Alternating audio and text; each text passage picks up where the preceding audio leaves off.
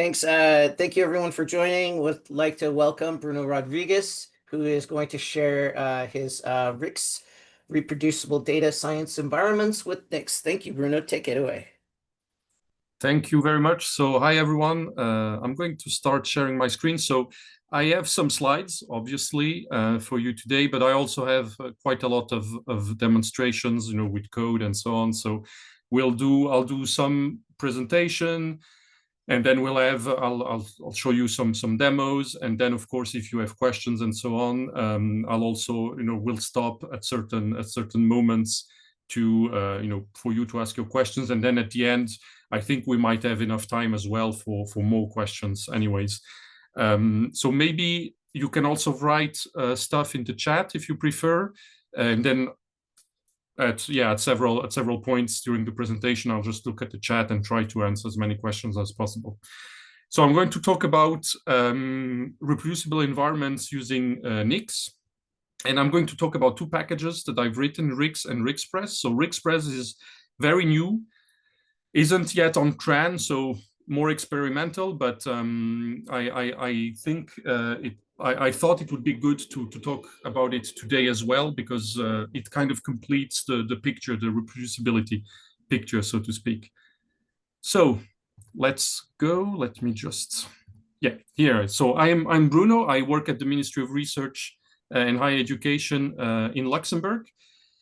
And probably the first question you might have is, what is Luxembourg? So Luxembourg is this very small country sandwiched between France, Germany, and Belgium. It's about 2,500 square kilometers, or for the Americans in the room, it's about the size of Rhode Island. We have 672,000 residents, people living in Luxembourg, and half of those are foreigners. I think the largest community is the Portuguese community, and then we have the French, German, and Belgians, and so on. We are the only country that has a Grand Duke. So I have two more slides about Luxembourg, and then we'll go to the meat of the presentation. But since I have this opportunity to talk a little bit about Luxembourg, I take it. And so we have a monarch, the Grand Duke, which is the man you see in the picture. He's the head of state, and then we have the prime minister that serves as the head of government. And Luxembourg is one of the founding members of the European Union. So let's talk about why we are here today. So you can find the slides and you can find the code on GitHub. If you go to this link, you will find all the code. So the code is not just the code of the slides, which can already be interesting, but it's also all the code examples that I'm going to show you, which I think is even more interesting. By the way, my background, that's Luxembourg City, by the way. So what we're going to talk about today. So I will talk to you about the Nix package manager. I will talk to you about the Nix programming language and Nix, the complete end-to-end build tool. So I will talk a lot about Nix, but we won't be talking about, Nix, the Nix tooling itself, but rather how RICS and RICSpress can help you leverage Nix to create reproducible projects. Okay. So this is so I tried to make this picture, and I don't know why it came out in black and white. So bear with me, but essentially this workshop, right, is about what I call the reproducibility puzzle. And so usually if you are an R user, you've probably have some of these pieces in your toolbox, or maybe all of them. So on the top left you have renv. This manages your packages, your R packages, and versions them. On the top right, you have Docker. So we don't see the logo too well, but this is supposed to be Docker, this upper right here. Then you have Git. Git is super important. So Git, you probably use it already, and it's to version your code and to collaborate, it's essential. And then maybe this is a bit more niche, but still quite very useful. It's targets. This is an R package that allows you to basically move away from script-based workflows and go towards a more pipeline type of workflow where you chain functions one after the other. And if you have all of these pieces, your project is in a state that I would deem very close to the gold standard of reproducibility, maybe even the gold standard of reproducibility. And of course, you can replace some of these pieces by equivalence. So for example, you could replace renv with groundhog. You could replace targets with make, this very old build automation tool that is very popular among Linux programmers. You could use make. You could use something else than Git, even though Git is really the most popular version control tool. But you could use Subversion or whatever. And instead of Docker, you could use Podman or some other containerization tool. What I'm going to talk about today is how you can replace these pieces by Nix. So 3 of these pieces are going to be replaced by Nix, and the puzzle becomes much simpler. So you now have only 2 pieces, which is Nix and Git, basically. Git is always useful, is always needed, so we definitely need to keep that in our toolbox. But we can remove all of the other pieces using Nix. So we could remove renv, Docker, and even targets with Nix. I will show you how to remove only some of these pieces. So I will have a demo, an example with Nix and targets, but then I'm going to show you Nix without targets, Nix inside of Docker, Nix outside of Docker, without Docker, and so on. What is important to understand is that we want to get close to this gold standard of reproducibility, which means that if I rerun my results, if I rerun my analysis, I should get my results back exactly the same way, okay? And Rix and Rixpress are 2 packages that will make it easier to replace these pieces with Nix, basically. So part 1 of this talk is reproducible environments for data science using Rix. And Rix is this package I wrote a couple of years ago, and it's now part of the R OpenSci collection of packages as well. So as I said, right now, the available solutions for R for reproducibility is renv and groundhog for R packages. They're very simple to use, which is good. However, they have the limitation that they don't save the R version, or rather they don't restore it. They don't manage R. And if you try to restore very old renv packages, this might fail because renv and groundhog do not manage system level dependencies. Again, it depends a bit on your operating system. On Windows, usually it would work rather well. But on some other operating systems, it may fail because you need to compile packages, especially on Linux, and that may fail because you don't have the required system level dependency. So this is why you would add Docker typically on top of it. So if you use renv and Docker or groundhog and Docker, usually you are pretty good to go because Docker will manage R and system dependencies for you.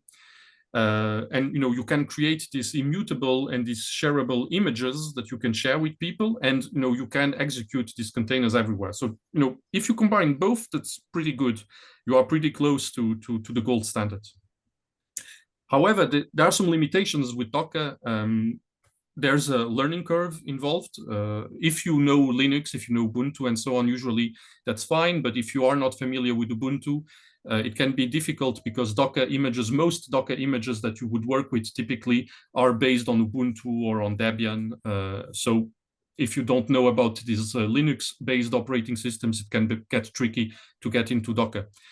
And also Docker, it's not really designed for reproducibility. So we can use it for reproducibility because you can pin the version of Ubuntu that you want to use. You can use renv to then pin your R packages and so on. But you are the mere fact of using Docker, it does not guarantee reproducibility by itself.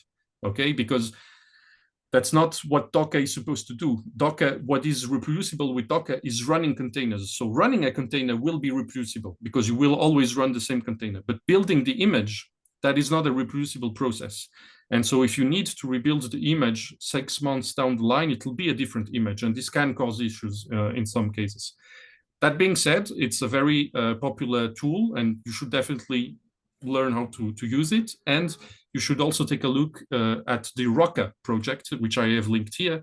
And the Rocker project gives you this collection of pre-built images for R that you can use. They come with R, they come with R packages, they come with Shiny, and so on. And so you can create your own images on top of these. So this is quite important to know about because it saves you a lot of work.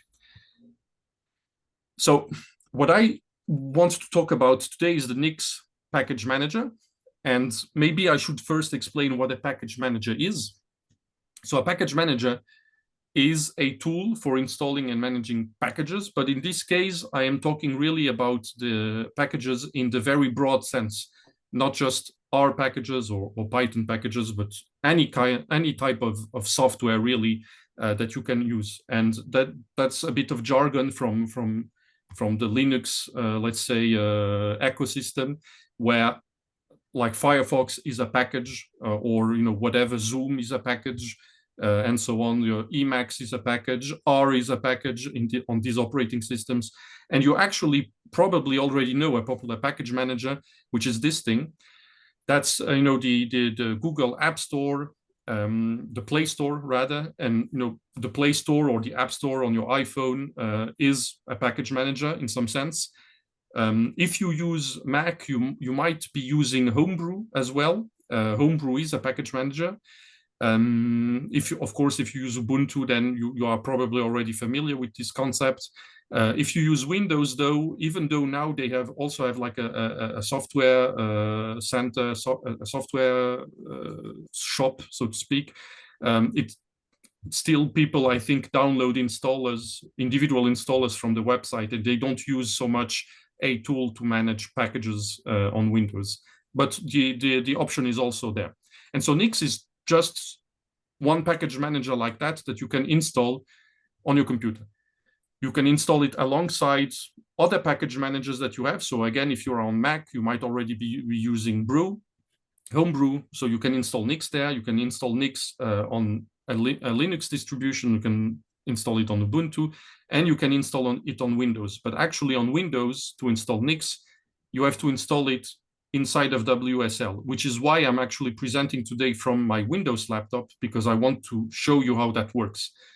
So you need to have WSL on Windows to use Nix. And for those of you that don't know what WSL is essentially a Linux virtual machine inside of Windows. So you get this terminal, this Linux terminal that you can use alongside Windows, inside of Windows, to work with. But I'm going to show you that in a moment. And so the idea of Nix is that to ensure reproducibility of your projects, you need to have this tool, Nix, that manages everything explicitly. So it must manage R packages and all the other dependencies of your project explicitly. And what I mean by that is, for example, if you're doing geospatial statistics, typically you are going to install a package like SF, and these packages depend on lower level libraries like JDAL and Proj, for example. And these libraries, you have to install them on your system. These are not R packages, right? You have to install them on your system, and if you don't have them, if you try to install these packages, it's just not going to work. And this is especially an issue on continuous integration platforms like GitHub Actions or on Linux, where you really need to have these dependencies installed. On Windows, it's not so much of an issue, but because typically you are going to install compiled packages. So you are going to install SF, which has already been compiled. So usually that's going to work. But on other systems, it might fail. And so you might have issues with SF. You might have issues with a stringer, for example, which depends also on a very low level C library, as far as I'm aware. And so all of these with Nix get managed. So this means that with Nix, when you install a package, an R package, you get the R package, you get all the dependencies of the R package, of course, but you also get all the system level dependencies all the way down to the compiler. So you install a complete, closed, what would you say, a closed set of software, which will ensure that your project is reproducible. So when you install something with Nix, no assumptions are made about your current computer. So if you install a package, no assumption is going to get made whether you have the right version of this library or this other library. It's going to get installed as well. Everything is going to get installed. And this is because Nix is a package manager that really focuses on reproducible builds. So this is really one of the intentions of Nix and of the author of Nix, who wrote Nix 22 years ago now. Nix is actually relatively old as a tool. The focus was really on reproducible builds. Nix manages all of that using a single text file called the Nix expression. So if you use Docker, you know about Docker files, right? In a sense, a Nix expression is similar. It's you will see. I will show you one. It's basically a recipe that shows you, how to build basically and how to set up your environment and your project. And evaluating these expressions will always result in the same result. So if you build this expression, you will always get exactly the same output. Doesn't matter if you build that today, doesn't matter if you build that in 6 months. All the dependencies and the dependencies of the dependencies and so on, everything is pinned and everything will be installed exactly the same way, whether it's on Linux, on Windows, or on macOS. So this is also very great. If you want to collaborate with several people, you can, define a Nix expression for your project, and everyone can install exactly the same environment with exactly the same packages, with exactly the same version of R across different machines, and everyone is going to, use the same tools to be working. So maybe before I start with Rix, maybe I can see if we already have some questions. I saw some messages in the chat. So let me just see. Yeah, so the link, of course, you can have it. Yeah, there it is. Thank you, Eric and Andy. And do we have questions? So I see a lot of praise for Nix and Rix already, so thank you. But maybe if someone wants to take the floor as well to ask a question, now would be the moment. Or I continue, as you wish. I don't see any hands raised. I don't see any questions, so I think we're just going to continue. Okay, great. So let me continue then. So Rix is a package that I built, that I wrote for R, me and together with a friend called Philip Baumann. And basically the idea of Rix is that you provide this very simple function and it generates this Nix expression for you. So you say, okay, I want my packages as of this date, and I want these R packages, and maybe I want some packages hosted on GitHub, or maybe I want some packages, some LaTeX packages. I want to use Code or VS Code as an IDE, or RStudio, or Positron, whatever. I want Python packages. I'm going to show you how you can add Python packages. You just write a very simple, R snippet, and when you execute this function, it's going to generate a file called default.nix. And default.nix file, this is the Nix expression that the Nix package manager is going to use to build your environment. And it'll make more sense with the demo, but for now, just take it in. So this Rix function generates this default.nix for you, and then you can use this default.nix to define the environment, and from there you can work on your project. You can also use rand log files as a starting point. So with the rand to Nix function, you just provide the path to a log file, and it will generate the default.nix file for you as well. And you can even override the R version if you want to update, for example, maybe you have a very old rand.log file, and maybe you want to update it to the latest R version, you can do it as well.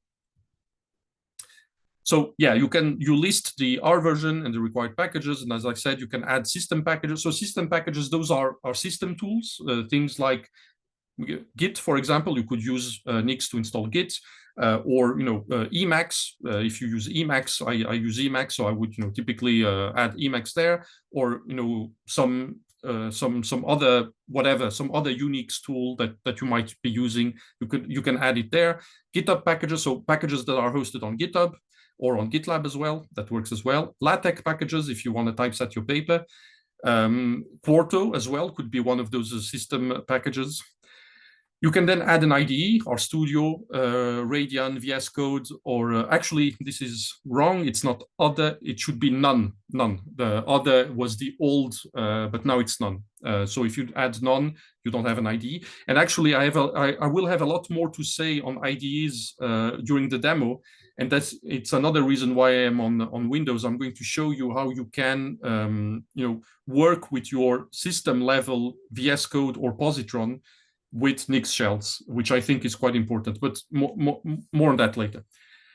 You can add a version of Python and Python packages as well. So I am of the opinion, as I think posit as well, that indeed we are moving towards a more multi-language and polyglot data science. And so I've added the ability to add Python and Python packages recently, and also Julia and Julia packages as well. This is still in development. The Julia ecosystem on Nix is still a bit, it's not quite there yet. So it's not available in the regular RIX release, but in the development release, you can add Julia and Julia packages as well. So yeah, as I said, RIX will generate this default.nix file, and then you can build basically the environment that is defined by this default.nix. You can build it using Nix build. And then you can activate the environment or access it using Nix shell. And again, it will make more sense during the demo. And yeah, you can also generate expressions if you don't have Nix installed on your system with some limitations. These limitations being that if you want to add a package that is hosted on GitHub, it's not going to work. For this, you need Nix. But otherwise, if you don't need a package that is hosted on GitHub, then it's going to work.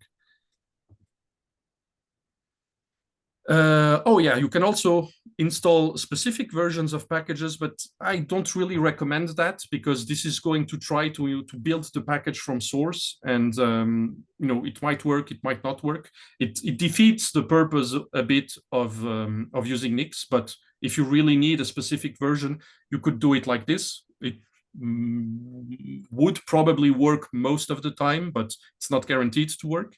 Yeah, as I said, packages hosted on GitHub, and as well, you have many vignettes.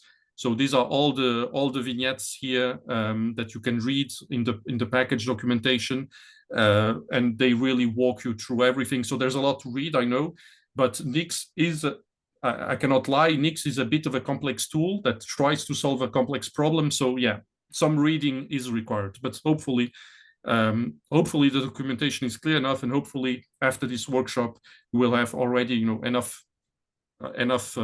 knowledge to be dangerous, let's say.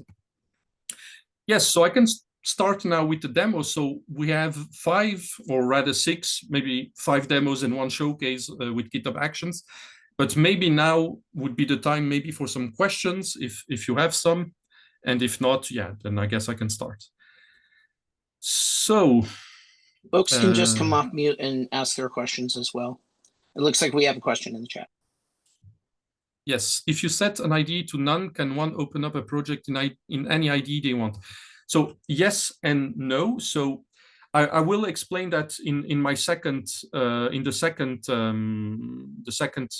demo. But basically, the idea is that RStudio is the only IDE that needs to be explicitly managed by Nix.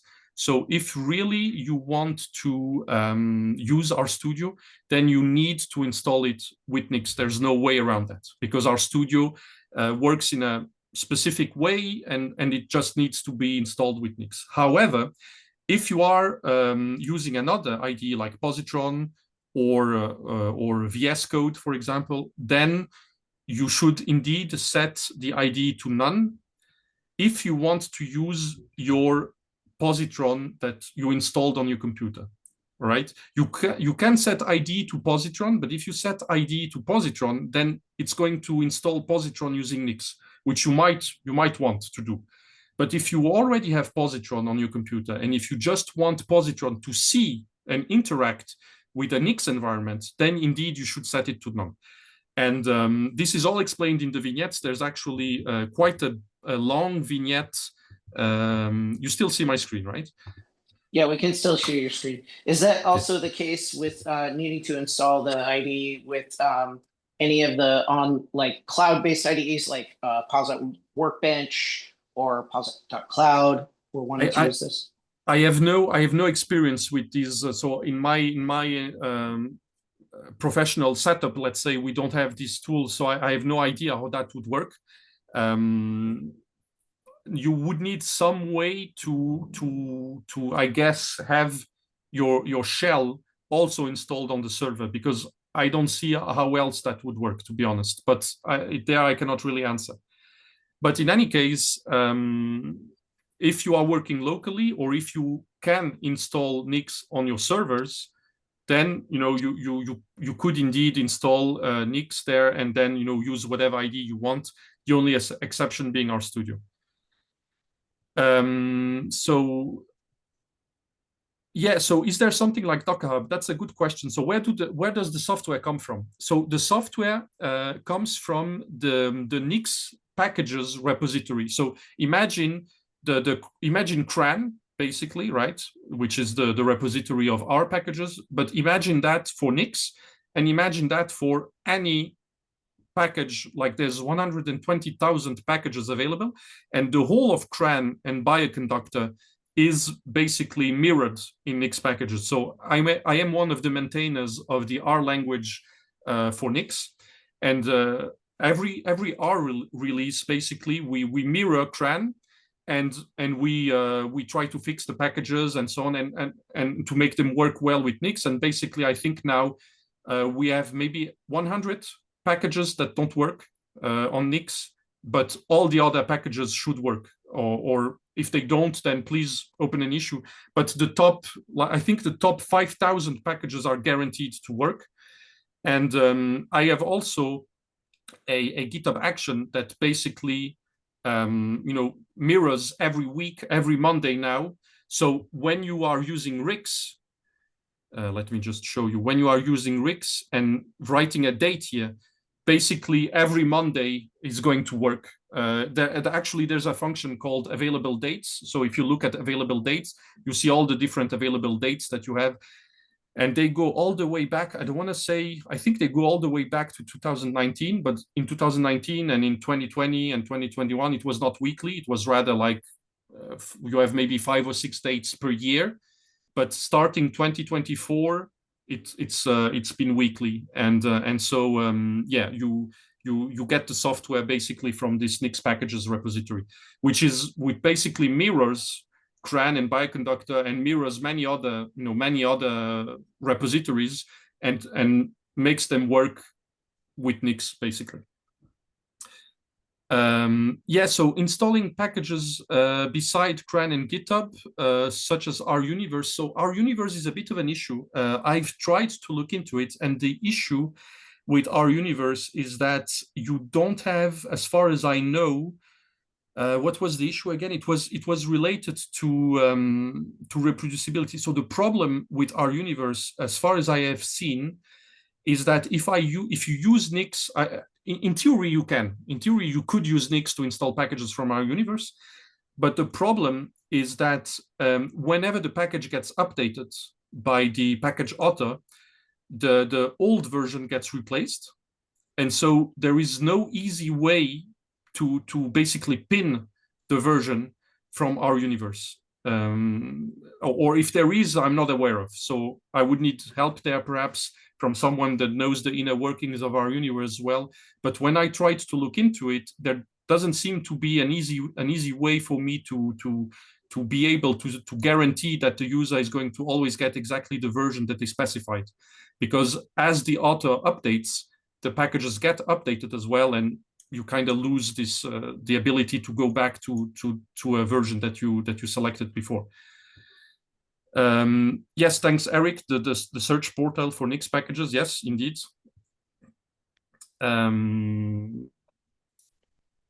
Yeah, so Nix. So there is no Nix image. So I'm going to show you how that works.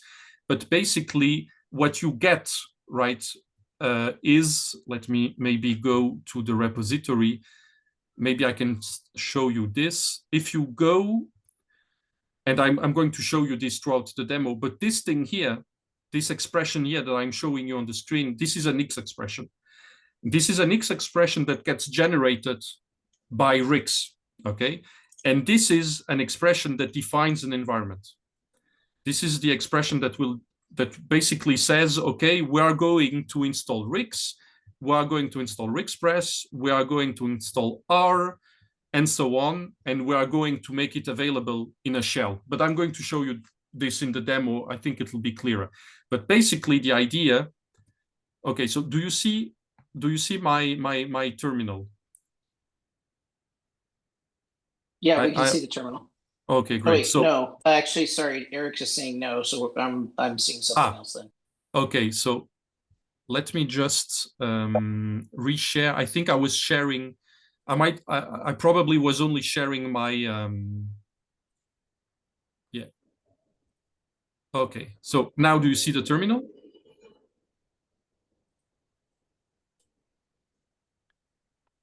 Yes, everyone sees the terminal. Great. Yes. Okay.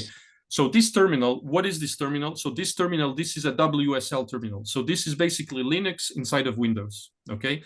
So as I said, on Windows, you need to use Nix from WSL. There is no way around that for now.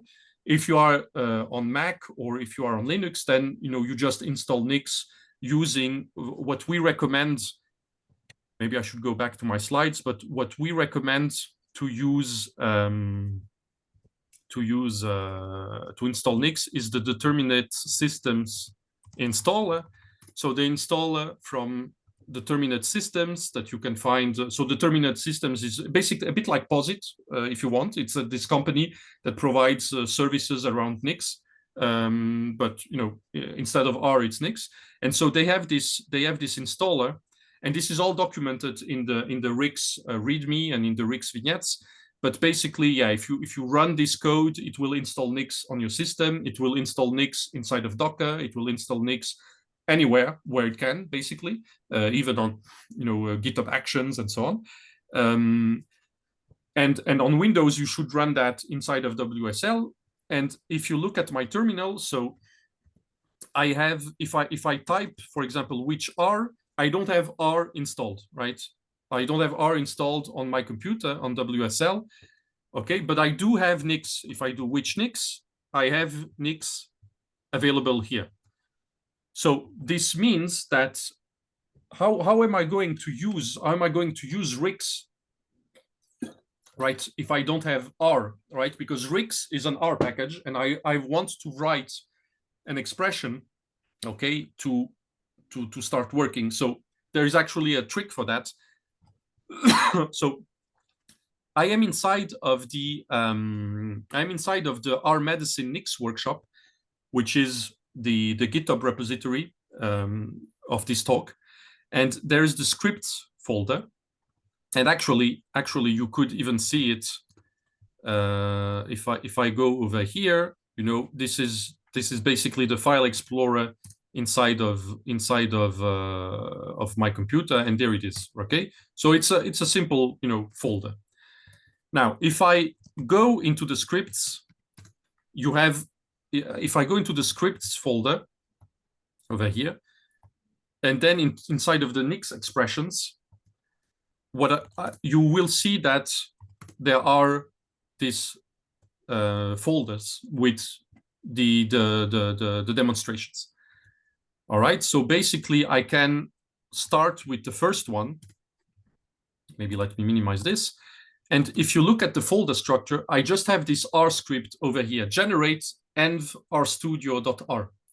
Okay, let's take a look at this file. As you can see, it's a very simple R file. It's just going to load RIX, and it's just going to use this RIX function. It's going to use Monday, last Monday, as the basis. So this is kind of snapshots, CRAN and R and so on.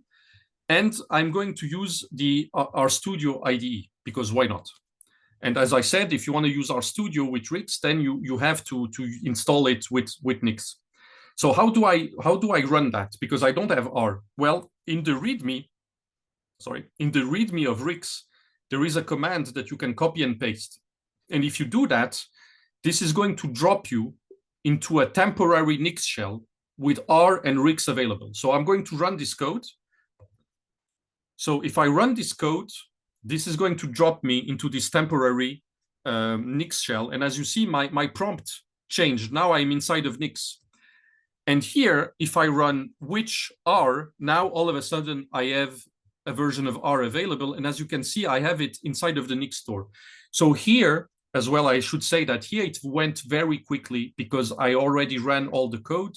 So it downloaded and cached everything already for the purposes of this talk. Of course, if you run that at home, it's going to take a bit more time because it's going to download stuff, obviously. In this case, I did it. So everything is cached. So it's basically instantaneous. Now I have R, so I can start R. And I can simply source my script.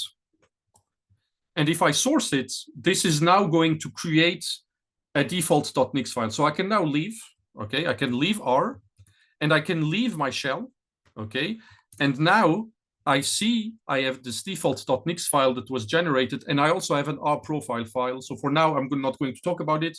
Now I'm going to say a couple of words later on. So this default.nix file was generated for you. And this default.nix file is written in the Nix programming language, and it defines the environment. And we don't really need to be looking at it, but let's take a look still. This is written in the Nix programming language, and it defines, the environment for you. It's going to get the packages from Nix packages, from actually our fork. Our starts on Nix. So our fork does nothing but simply snapshotting CRAN every day, actually even, but every Monday it gets tested, and if it's all green, you get it as an available date. So it's just getting this snapshot of CRAN and bioconductor made daily. It adds the packages that I specified. It adds R, and it adds RStudio. Okay, and I'm going to build that. And how do I build that? Well, I build that using Nix build. So if you do Nix build, it's going to build this environment. Here again, it should go very quickly because again, I already built this environment, so it shouldn't take too much time. It's just going to check my cache. And as you see, it's done. So now how do I use that? Because if I typed which RStudio, still no RStudio to be found. Well, I still need to activate my environment, right? I still need to drop into the Nix shell. So if I type Nix shell, now I'm going to activate this environment, and all this software is going to be made available to me. So now if I do which RStudio, now I have RStudio available, right? And so I can run it. So if I type RStudio, this is going to open RStudio. And which is really cool is that this is, you see the penguins here. This is Linux RStudio actually running natively, almost natively on Windows, okay, through WSL. So WSL, this Linux, distribution inside of Windows works really seamless, which is pretty cool. I just need a drop of water first, sorry.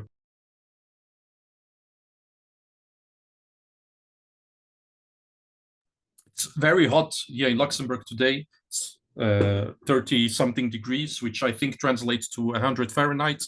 So yeah, and I'm just under the roof, so I'm dying here, but it's for a good cause. So anyways, RStudio, and you have the packages that I specified before, dplyr, ggplot. So look at what happens if I load dplyr. You see something that I think is interesting. You see that dplyr has been loaded from the Nix store as well. So because dplyr is just like any other piece of software, it's just being, managed by Nix. And I can now, work. I can now run my scripts. I could, open a file and just work as usual. Just work as usual. So basically the idea here would be to, whenever I need to work, I would just, start my day. I would type Nix shell, right, to activate my environment. And then I would type RStudio to open RStudio, and I would start to work.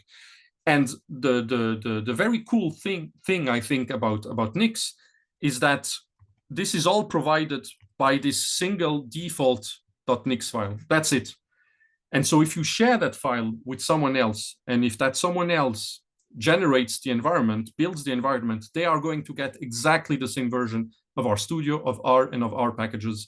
If you put that default.nix file inside of Docker, and if you build that inside of Docker, and I have a demo for that later, it's going to do the same thing. If you do put that on continuous integration on GitHub Actions, it's going to do the same thing. So for example, Rix itself, okay, let me just go back to the repository.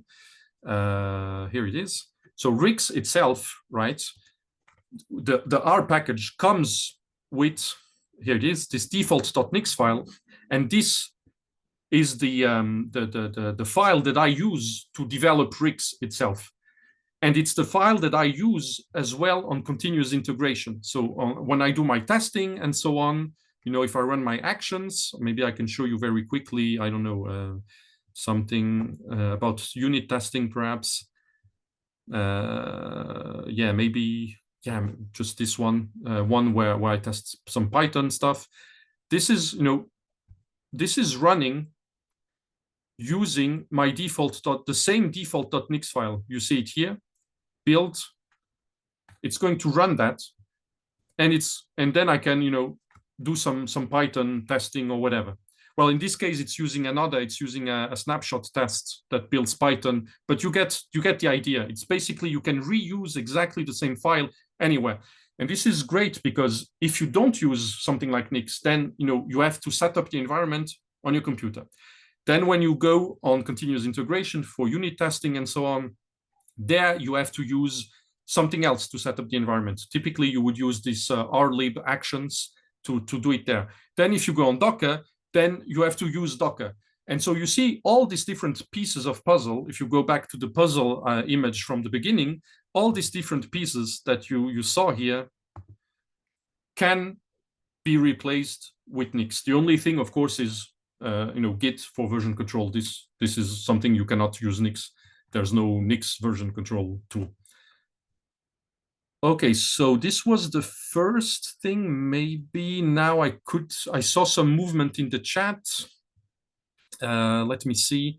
So I can choose the version of R, RStudio, and packages in this case. Yeah, so what you can do, so what you can do easily, let's put it that way. Maybe I should start with the easy thing. So what you can do easily is put a date here. This date is going to give you the version of R and the version of packages as they are on CRAN and Bioconductor as of that date. The version of RStudio is going to be the one that is available on Nix packages at that date. It might not be the latest one. So for example, currently the version of RStudio is one release outdated because for RStudio, whenever it gets updated by POSIT, it takes us always a little bit more time to build it, to test it, and to make it available. But usually people are not really concerned about sometimes yes, sometimes it's important to have the latest version of RStudio. But there maybe it lags a little bit. Quarto as well. Quarto is usually very up-to-date, very fresh, but it might be a little bit outdated because there again, we might need some time to build it and test it. We have automated basically for R packages and for R itself, it's basically automated, but for Quarto and the rest, it might take a bit more time. If then you want to mix and match, so for example, let's say you want this date, but you want an older version of dplyr, you can do that as well using what I showed you before, which is which is basically adding, where was that? Which is adding the, I don't remember where it is. Here it is. You can write it like this if you want to add a specific version of dplyr.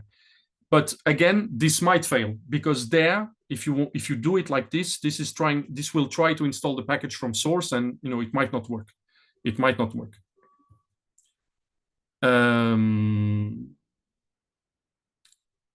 Yes. So can I use the terminal in RStudio instead of my operating system terminal? So it's actually the same. So if you run if you use the terminal from RStudio, it's basically, I think it's very likely just reusing your system terminal. So you can just use RStudio's terminal as well. So don't confuse the terminal with the console. So the R console, that's of course where the R code gets executed. The terminal, this is your command line interface, which on Windows is PowerShell. On Mac is I think it's ZSH now, and on Linux it's Bash, but it's basically always kind of the same. So if I am on Windows and I use WSL, how to run R in Nix environment in a script situated? Yeah, so this is more of a question for this is more a WSL question. So basically, when you are, so this is maybe important to say, and I didn't say that, when you are inside of a Nix shell, it's not like Docker where you are really in this isolated sandbox. When you are inside of a Nix shell, here I am inside of a Nix shell. See, I have access to my R from the Nix store. I still have access to the rest of my operating system. Okay, so I can still go anywhere else, right? Here I am in the home directory, and I can still move around. So basically, if you want to go here because there's the project that interests you, then you need to move there using your WSL terminal. But that is, as I said, that is more of a WSL question. So how does WSL interact with the rest of your Windows system?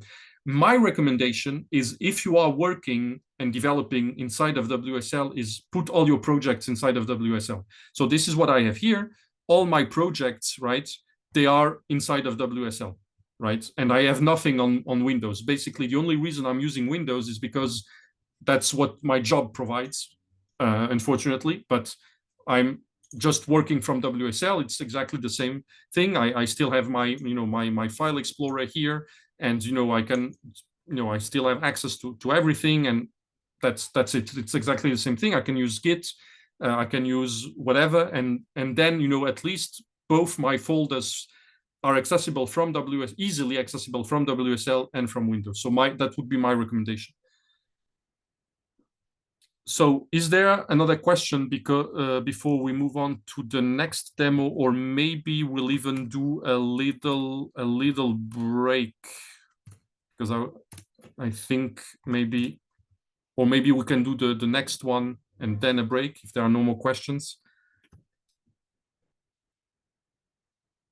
Okay, so maybe, maybe let's continue then. Okay, so let's try the next one. So as I showed you the first one, I have our studio, and I can, start our studio, and I can, actually, maybe let's just restart it just to see again. So in this case, I built an environment, and I also said to Nix that I wanted to use an RStudio managed by Nix, because for RStudio, I don't have a choice. If you want to use RStudio, you need to install it with Nix. And this is the same on Linux, on Windows, on Mac. There's no way around that. So if I install it like this, I can type RStudio and it loads. And as you can see, the little penguin here, this shows in the case of Windows that this is actually Linux software running from WSL.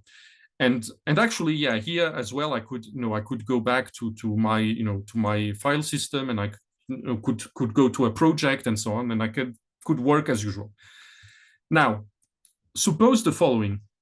Suppose I don't want to use RStudio, and I want to use positron. So how would I do that? So you could, of course, and maybe you could, of course, you could, here in IDE, you could put positron. You could write positron, and then you would get positron installed and managed by Nix. But here, as you see, I have none. And the reason is because I already have positron on my Windows computer. I installed it as usual. I just installed positron as a usual piece of software on my Windows laptop. So how can I interact? How can I make positron interact with Nix shells from WSL? And it's actually possible. You can do that with positron, and you can do that with VS Code. This, what I'm going to show you, works the same way on Linux and on macOS, but on Linux and on macOS, it's even more seamless because there is no WSL. It just works natively. So there is just one step that you don't need to do on Linux and macOS to make it work. On Windows, you have to do 2 steps to make this work. So let's see how that works. So as you can see, I start positron. And positron has no idea of Nix for now, right? It doesn't know. It doesn't even see, as I showed you. I don't have R installed, so there's no session, there's no R interpreter, there's no Python interpreter. So positron is completely helpless. So let's help positron. So as you see in this example here, I have another generate VS Code, generate environment for VS Code. VS Code and positron work the same way, by the way, for this. So I'm going to use positron, but if you use VS Code, it's going to be exactly the same way. So let's again use the trick from before to bootstrap a minimal environment with RIX. So this is a command, I repeat, this is the command that you can find in the README to bootstrap an environment. This is going to drop you in a temporary shell with R and RIX. So I'm going to, again, start this. And again, I'm just going to source this file to build the correct default.nix, okay? By the way, you see here a little warning message. It's telling you, hey, you requested Python packages, but you didn't add reticulate. Maybe you want to add reticulate, maybe not. In this case, I don't want to do that, but you get this warning to make you aware that maybe you'd like to add reticulate. Yeah. So let's. So I quit R, and you see there's this thing now that is running. I'm going to explain what that is in a few minutes. But for now, let's just look at what happened. So I have this default.nix now, okay? So this default.nix file, again, was generated by RIX, okay? Very good. Let's take a look at it maybe very quickly. You see, there's R packages, there's language server. So language server you need for VS Code. We are going to use positron, so actually we don't need it. But if you use VS Code, you need language server. In our example here with positron, we actually don't even need that. Then I have some Python packages, Python 3.13, and these packages as well. Okay, and that's it. There's no, there is no positron, there is no ID. Maybe let's also just take a look at the script. As you can see, the script that generates it, very similar as what we had before. We had some R packages, and we had some Python packages. So I added polars and scikit-learn, and I added a specific Python version. And again, no ID. Okay, great. How do I use that with my positron now? Okay, because if I drop, right, if I now drop in my shell, if I just write Nix shell and if I drop into it, I have access to R, I have access to Python. Okay, if I type like which Python, it's going to show me the Python of the store. And if I type which R, it's going to show me the R from the store. But how do I use that with positron? Well, let's go to positron. We need two plugins with positron to make it see Nix shells. The first one is we need direnv, or well, actually direnv, direnv. It's maybe not even mandatory, but I highly recommend you do it. But the most important one is, and where is it? Open remote, this one.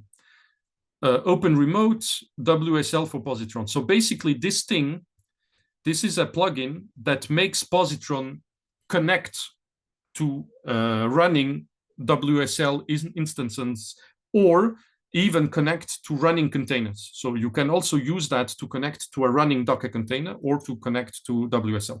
So in my case, I'm going to use that to connect to WSL. So you have a little icon here at the bottom left, open a remote window. So I'm going to connect to WSL. So this is the first step. This is going to recognize, it's going to make positron aware, if you want, of WSL. So I connect to WSL. And you should see it's connected to OpenSUSE Tumbleweed. So OpenSUSE is the Linux distribution that I use in WSL. Most of you that use WSL probably would be using Ubuntu. I prefer OpenSUSE. I've been using OpenSUSE literally for 15 years now, so I'm just used to it.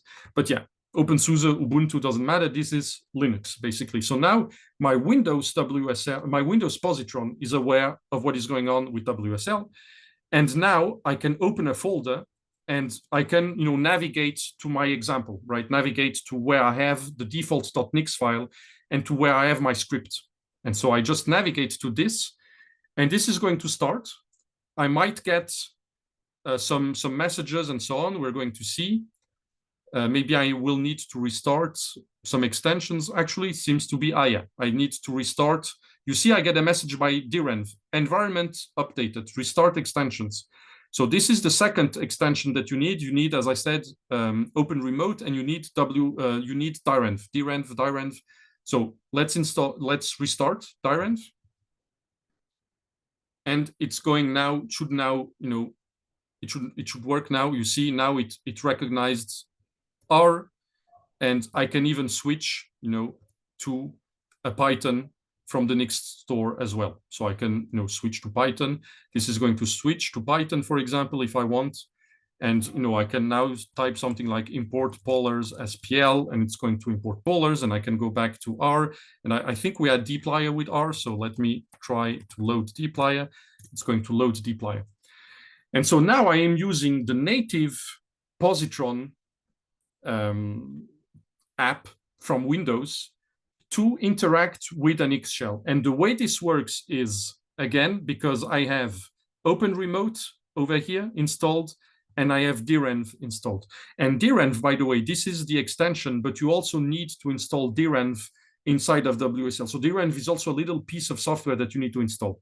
I'm not going to get into much more detail because it's already complicated enough.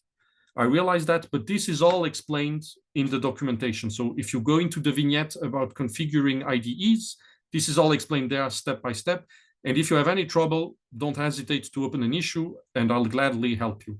But I think that everything is written, and you should be able to do it if you follow the instructions. But if you have trouble, just let me know. But here, as you can see, I can now use, I can just use my positron over here, and I can just work as usual, and I can do whatever, and just start working as usual. So this is the positron installed on Windows, but interacting with Nix shells. And I think on Windows, this is probably the most sensible setup. So if you want to use this on Windows, I think now would be a good moment to start using positron. You can use RStudio, as I said, but if you are using RStudio on Windows, then it's going to be essentially the Linux RStudio that is running. I think that this setup is much more sensible, but again, both work. So this is what I wanted to show you, which is one of the reasons why I'm doing this presentation from Windows today. Again, on Linux and on Mac, you can also use a system installed positron or whatever. The only difference, of course, is that you don't need Open Remote because there's no WSL to connect to. You just need drenv, you just need this. And as you open the folder, as I did, if you open the folder, the project, it's just going to, load the Nix shell automatically and seamlessly. So it's the only difference. Okay, I think I see some movement in the chat. This version of positron isn't, no, exactly. So this version of positron is installed on Windows. This is installed on Windows using the Windows installer of positron, and is a usual positron Windows program. And even if you have R installed on Windows, then positron, this positron would be able to interact with it as well. And then if you open a WSL folder with a default.nix file, it's going to load the R from that Nix file. And so basically you can have several projects with several different versions of R. And as you open them, positron or RStudio or whatever is going to switch to these versions of R and of R packages. So Rick sounds like divine intervention because it is copying everything down to the, exactly, yes. Thank you very much. Now, I hope you'll be satisfied once you put it to production use. I've been using it I've been using Nix now for more than 2 years, and I have some happy users. Eric is in the chat right now, and so I think he can attest to how awesome it is. But sometimes it's also not a miracle solution. So there can be cases where you absolutely need some package and it's not going to be supported by Nix. Sometimes that happens because Nix has a certain way of building things, And so, for example, if your package requires internet access while building, then this is going to be a problem because Nix builds inside of sandboxes.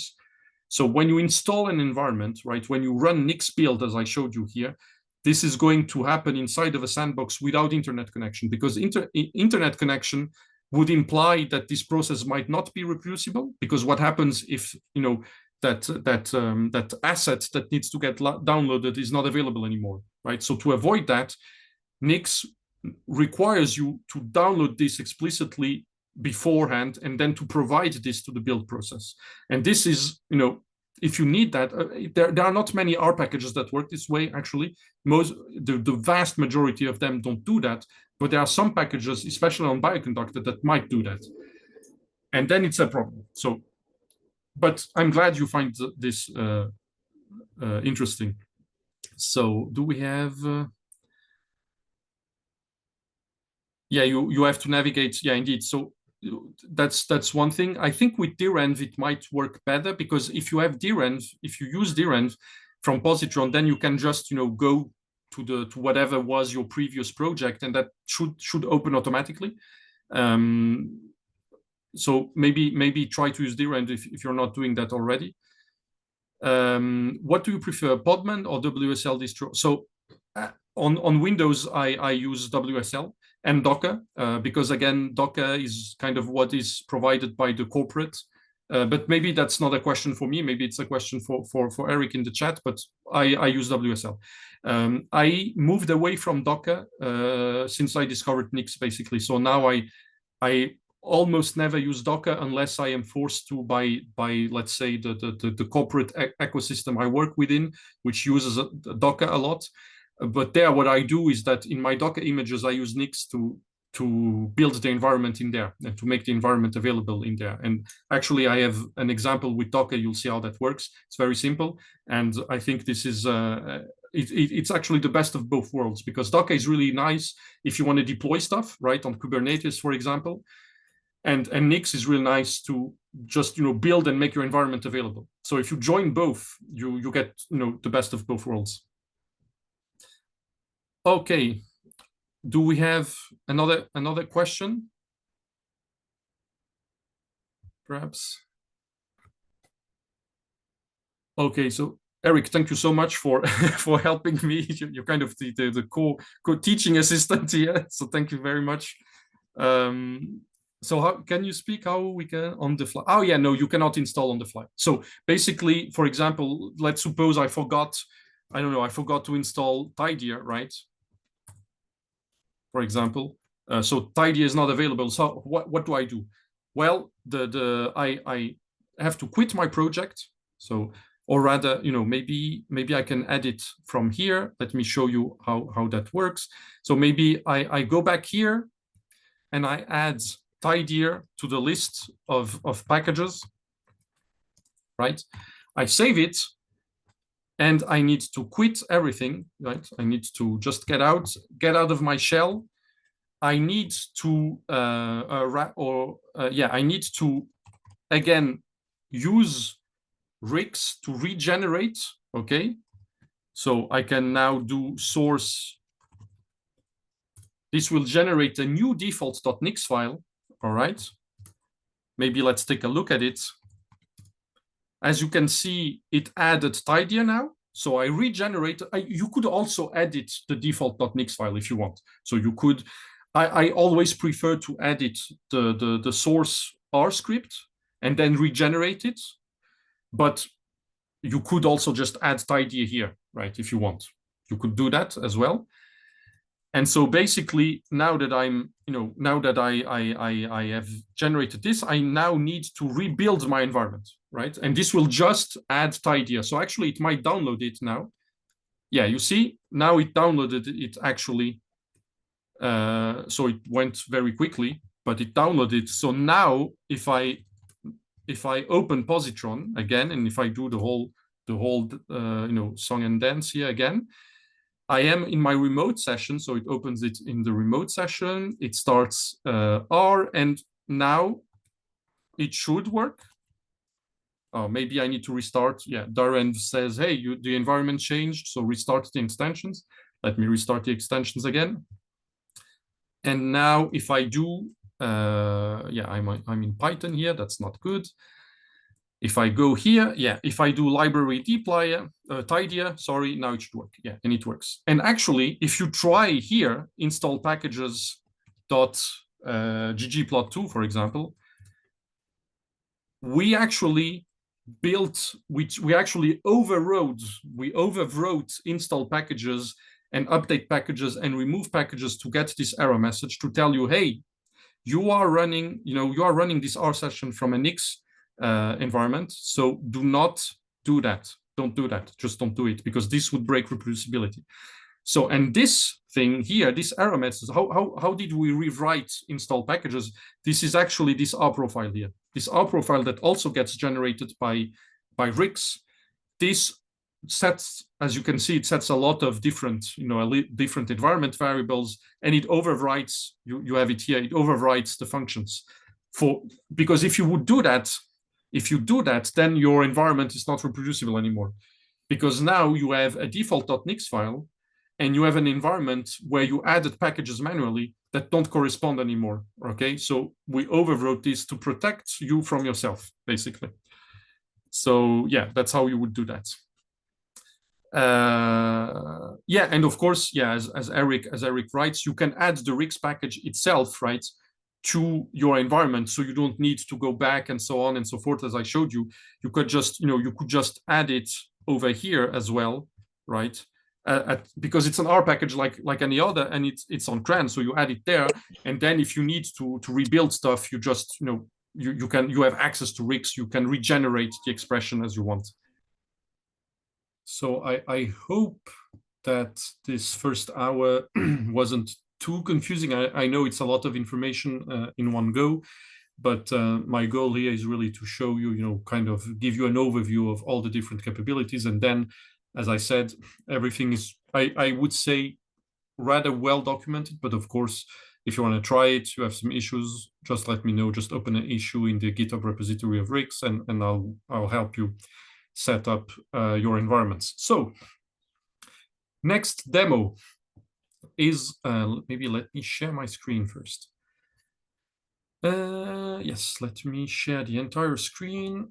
So next demo is going to be how we can use, how we can run a targets pipeline inside of an X shell. So it's essentially, the same way as you would run any other scripts.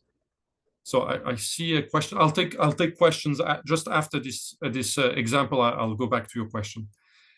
So let's take a look at, maybe let me open, maybe I can open that in the oops, I can open that here. Maybe it'll be a little bit clearer. So I'm going to open here this environment, or rather this example. So I think positron here will have trouble opening that because there's no default.nix. So it's, as you see, it's not going to find any session. Actually, it finds Python, surprisingly enough.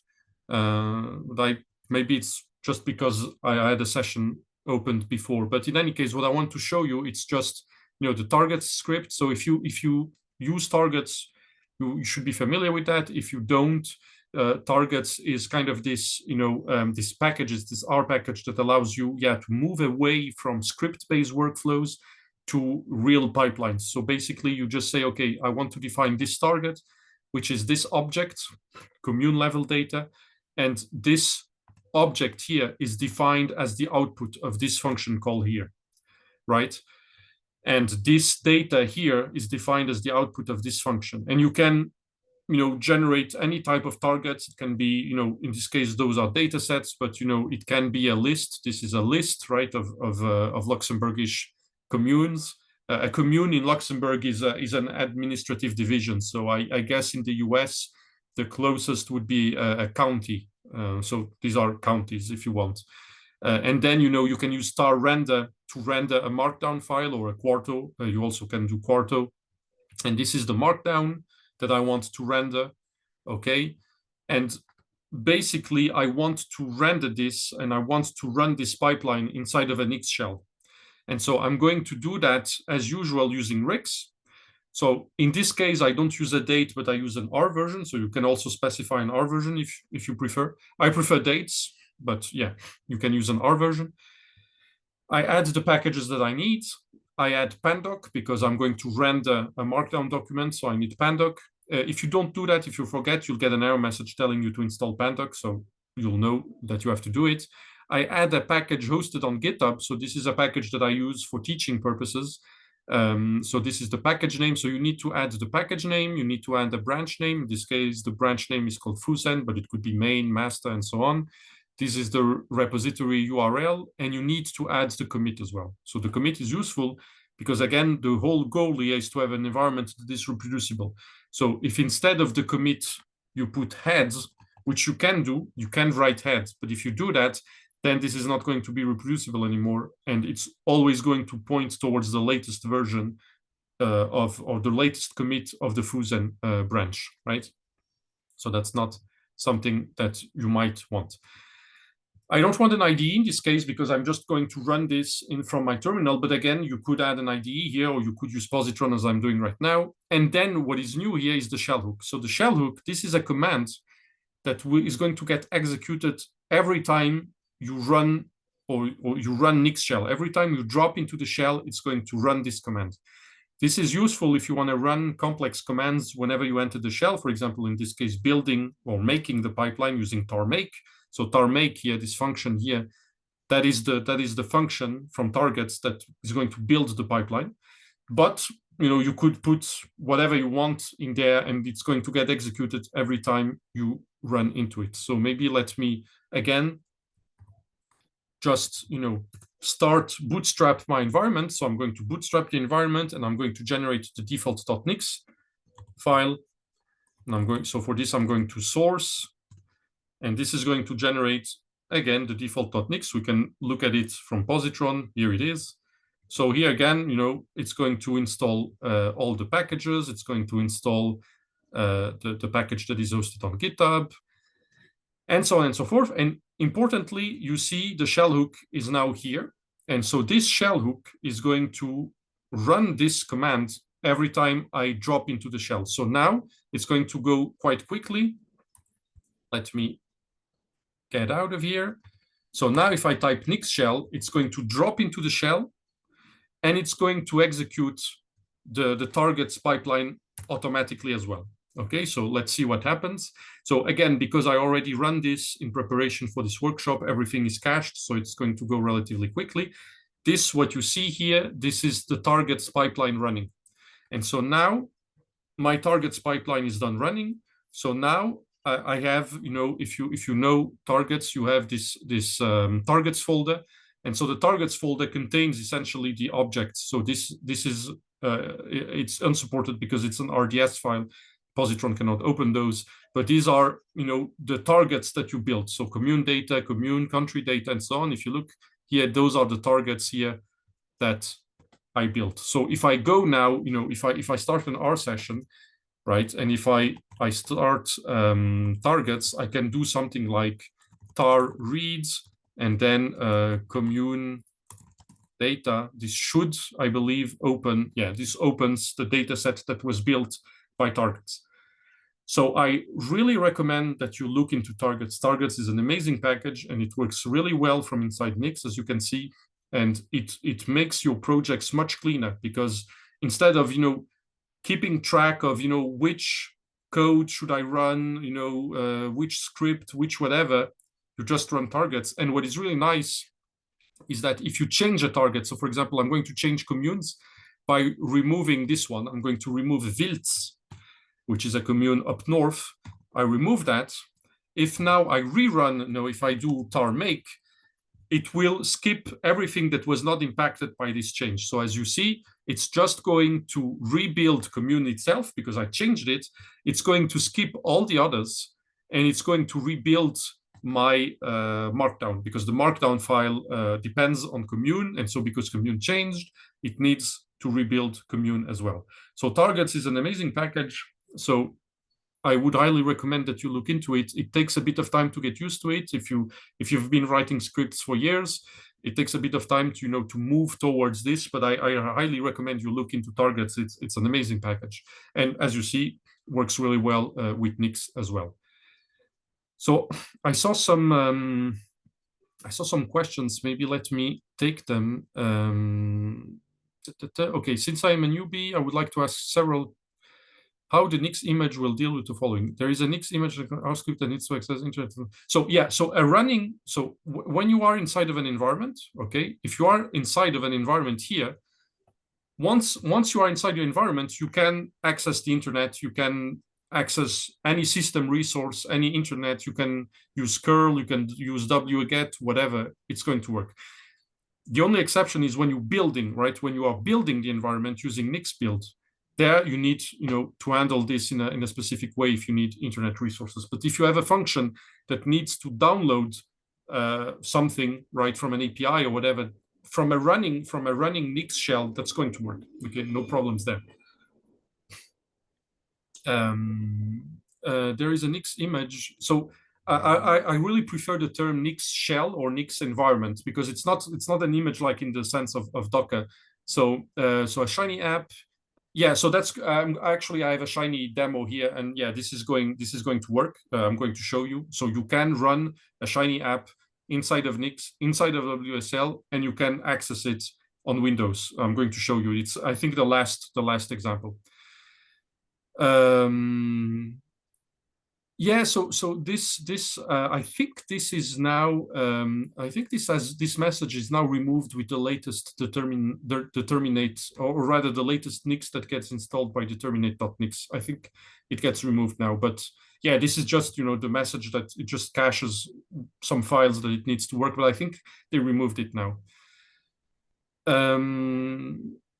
Yeah, so if you produce, if you look at my example here, so I didn't do a PDF report, it's an HTML, but if you look here, my Nix, right, my Nix or my targets pipeline built a, here it is.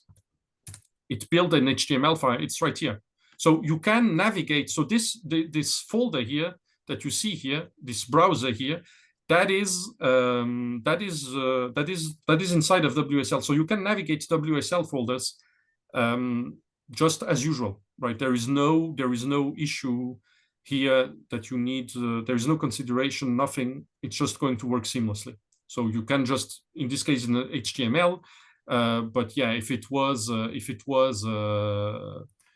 PDF, you would just use the PDF. I'm going to open the HTML. We're going to see it, and I don't know why it takes time, but yeah, it should open instantaneously. Now it takes some time. I don't know why. It's the demo effect, I guess. But yeah, you can just access the files there, no problem. You can, yeah, as Jason explains. Yeah, so I guess if you need to work with people that need to access, so what you can do as well, so here it is now. I don't know why it took so much time, but yeah, here is the thing. So what you can do is you can just, you as part of your script, right, you can just move the PDF anywhere. So you could in your script that builds, right, you can just move it, and again from Windows, WSL is integrated seamlessly. So this is a regular Windows folder from the perspective of Windows, and so you can just access it and move it and copy it to a server or whatever, send it by email. You can do whatever you like. There are no restrictions basically from Windows or from Windows to WSL. So from Windows to read something from WSL, there are no restrictions, basically. Yes. Is there another question regarding this example?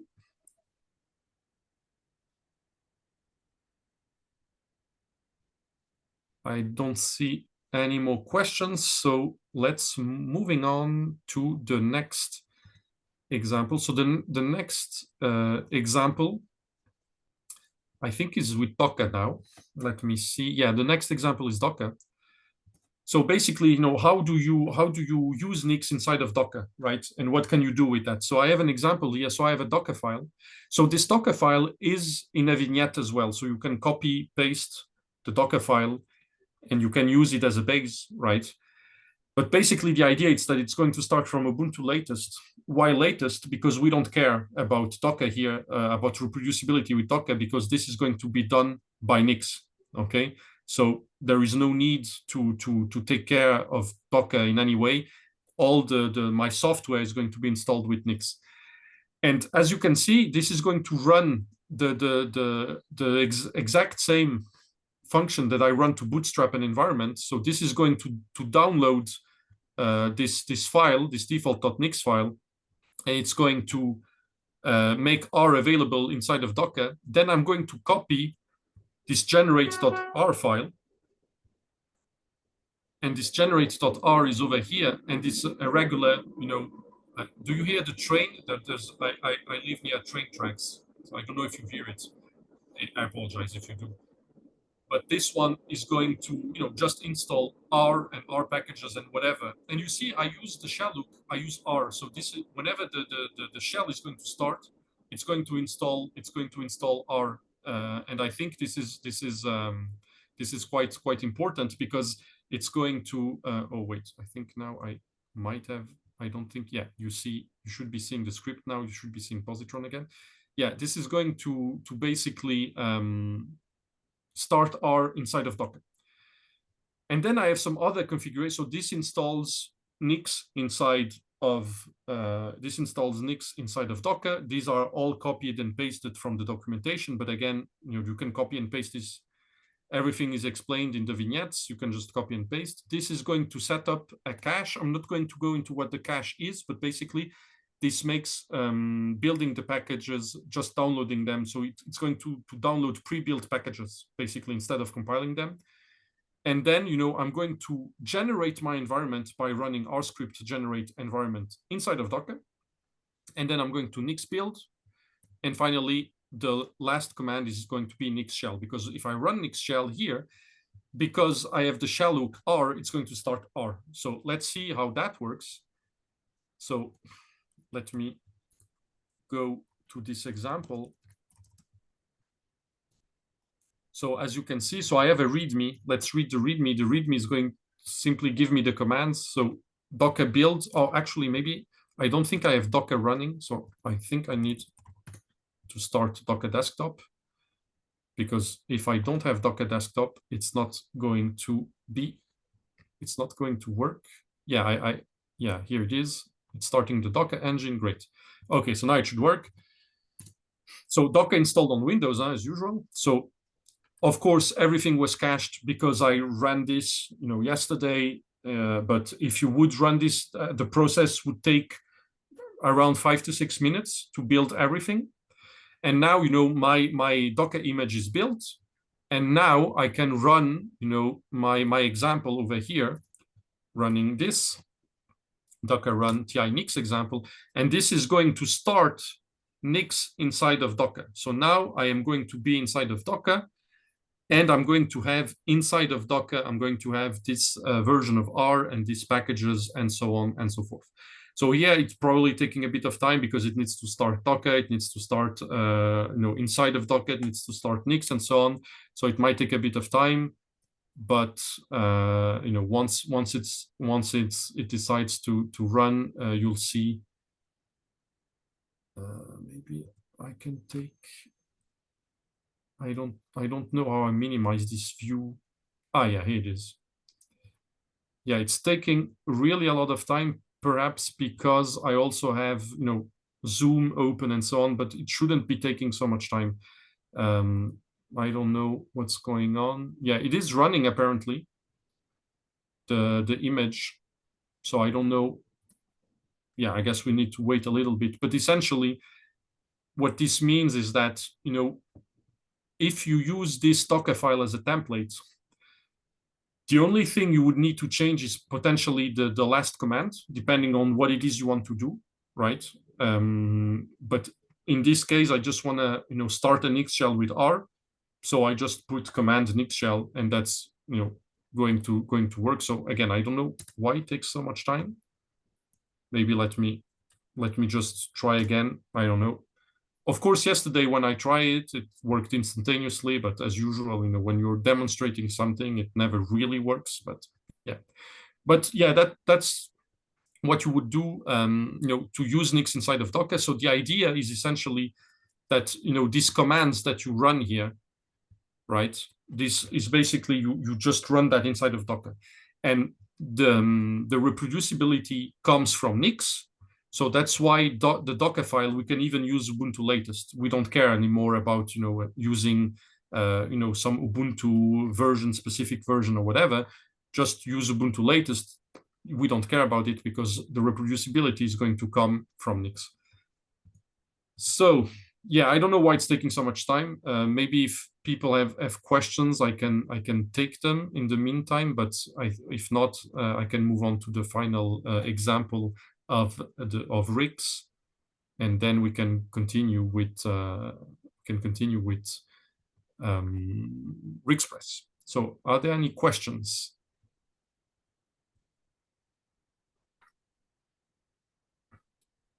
Okay, I don't think. Yes, I see some movement in the chat.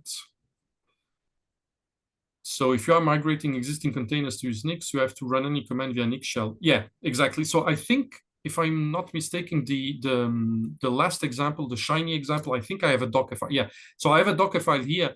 So I'm going to show you what Eric means. But essentially, yeah, if you want to run, your commands, your Docker commands, right? If you want to run this inside of the Nix shell, there is a specific syntax that you have to use to make that work. So either you do it like me here, you write Nix shell, and then you put whatever you want to run as the shell hook, okay? Or you do what Eric is mentioning and what I'm going to show you in the next example, which is actually in the command itself, you write what you want to run, but I'm going to show you that. Is it possible to distribute?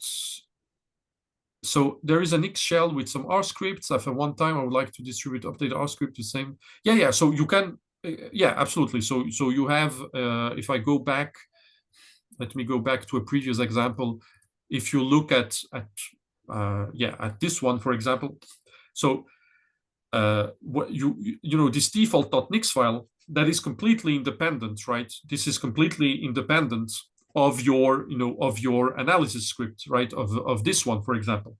So the default.nix file, you can share that and people keep it, and you keep it for the duration of the project, right? If you want to update it, you can, of course, update the version, but you can also choose not to do that. You can keep it exactly the same, and you just work on your targets file, or you just work on your script, whatever, and you just share that with people alongside the default.nix file, and it's completely independent. So yeah, that's something you can do, of course. Yeah.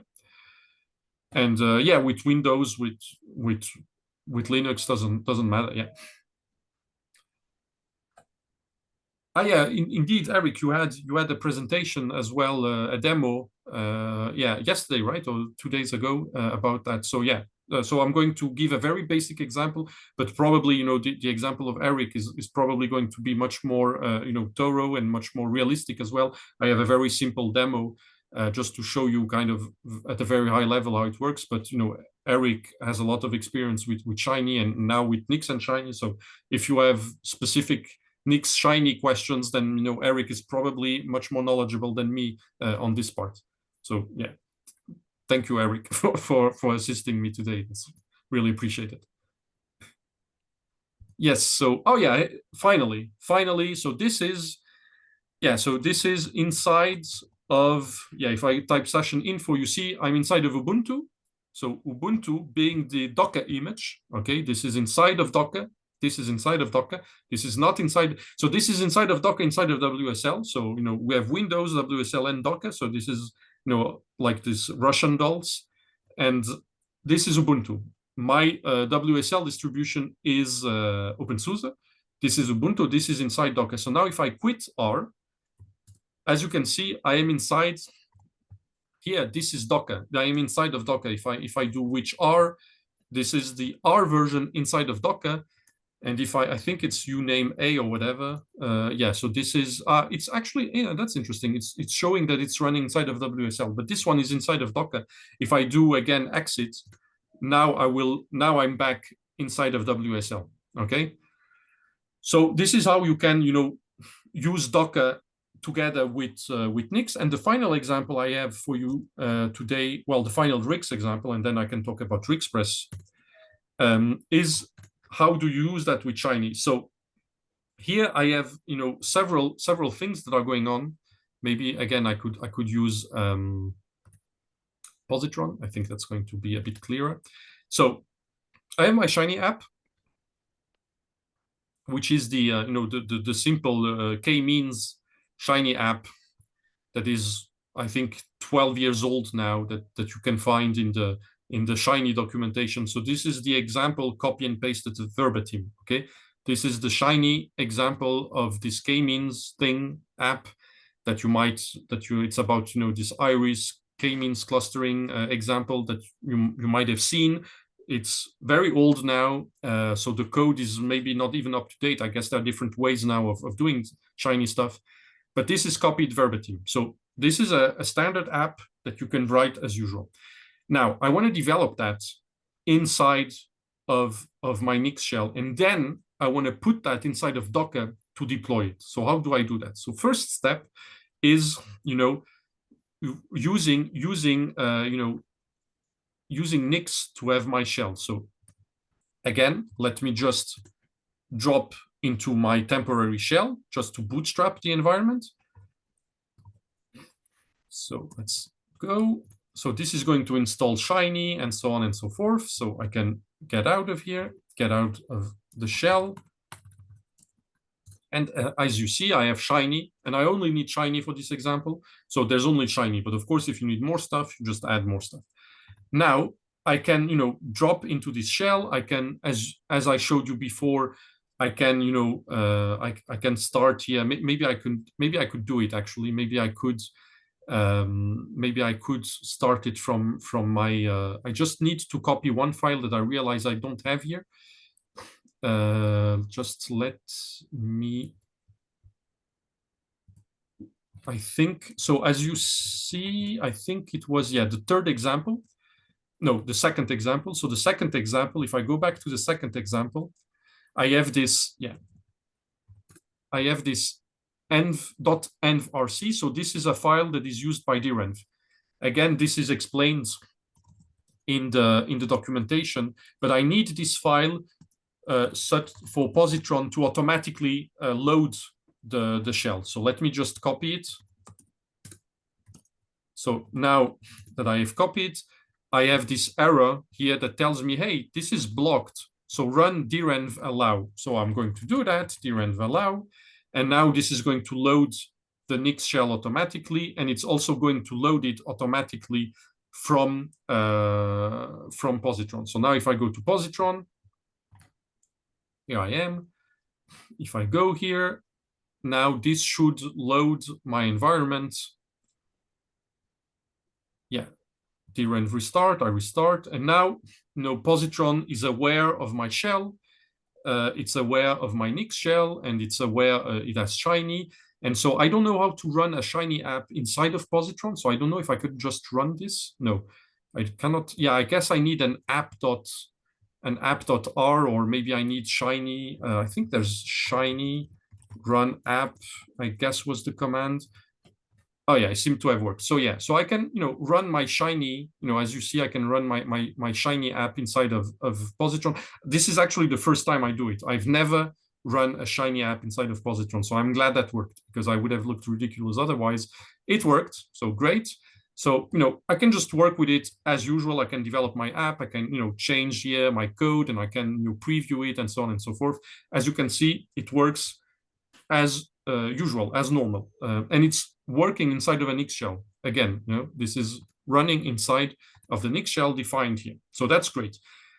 Now, let's say that I am happy with my app and I want to deploy it. So now I would like to use Docker because, maybe I want to deploy this on some kind of, Kubernetes server or whatever. And, I just need to use Docker for that. Great. no problem. I write my Docker file, and as you can see, it's going to look very, it's going to look pretty much the same as before, you know. So this is again this Docker file. It's available in the RICS documentation. You can just copy and paste it and use it as a base. The only difference comes here. I expose the port, right? I build my environment, and then I run nix shell run. So nix shell run, as the name implies, is going to run whatever comes here inside of this nix shell. So whenever I drop in my environment, right, this is going to get executed. And what is going to get executed? Well, this thing is going to get executed. So this is the standard code, right, to run an app from Docker. At least that's what I do. Maybe there's a better way to do it, but that's how I do it. And so I specify a port that I exposed before, and the host is going to be 000, because I want to make this available through localhost. Okay, so great. I can just reuse the same environment. I can just reuse the same environment that I used for developing. I can reuse it in production. And I think again that this is pretty great, because there is a lot of problems going from development to production, because if you don't use something like Nix, and if you have like your own version of R and your own version of packages, when the time comes to write your Docker file, you might not end up with exactly the same packages, right? If you use renv, that mitigates the issues a bit, but you have other issues, especially if you are developing on Windows or on Mac. Your Docker image, this is going to be based on Linux, so it's going to be a different system. So you might have issues. If you let Nix handle that, it's going to be the same exactly. It's going to be the same on your laptop, Windows, Mac, Linux. It's going to be the same inside of Docker. So this, I think, is really great.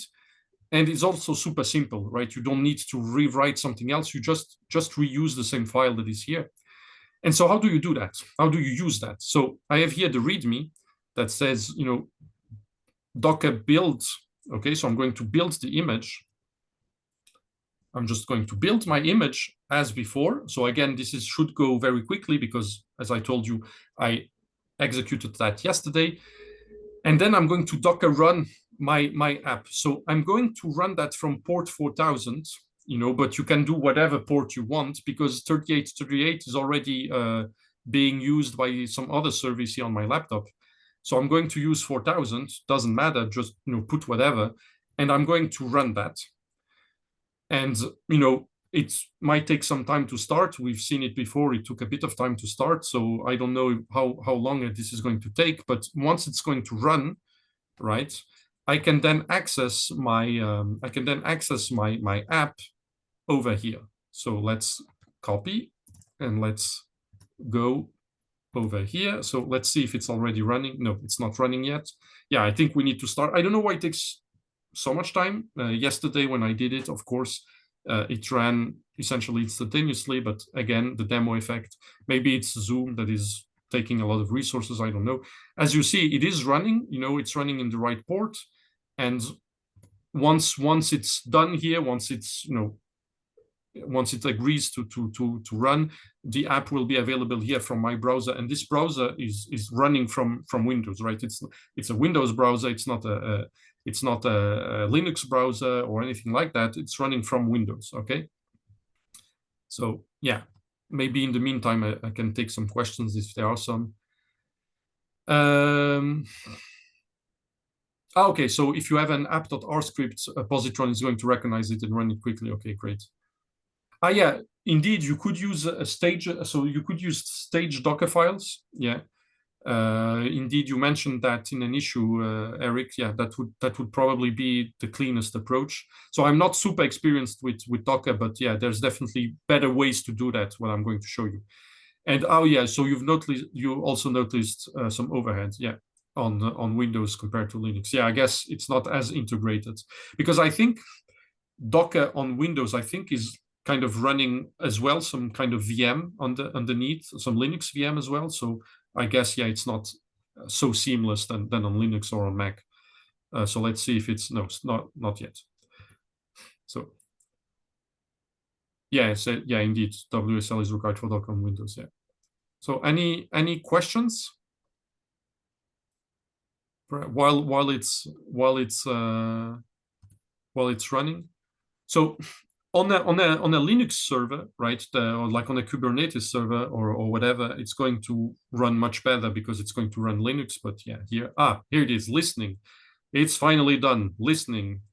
So let's see, here it is. So my app is running from WSL inside of Docker from WSL on my Microsoft Edge browser.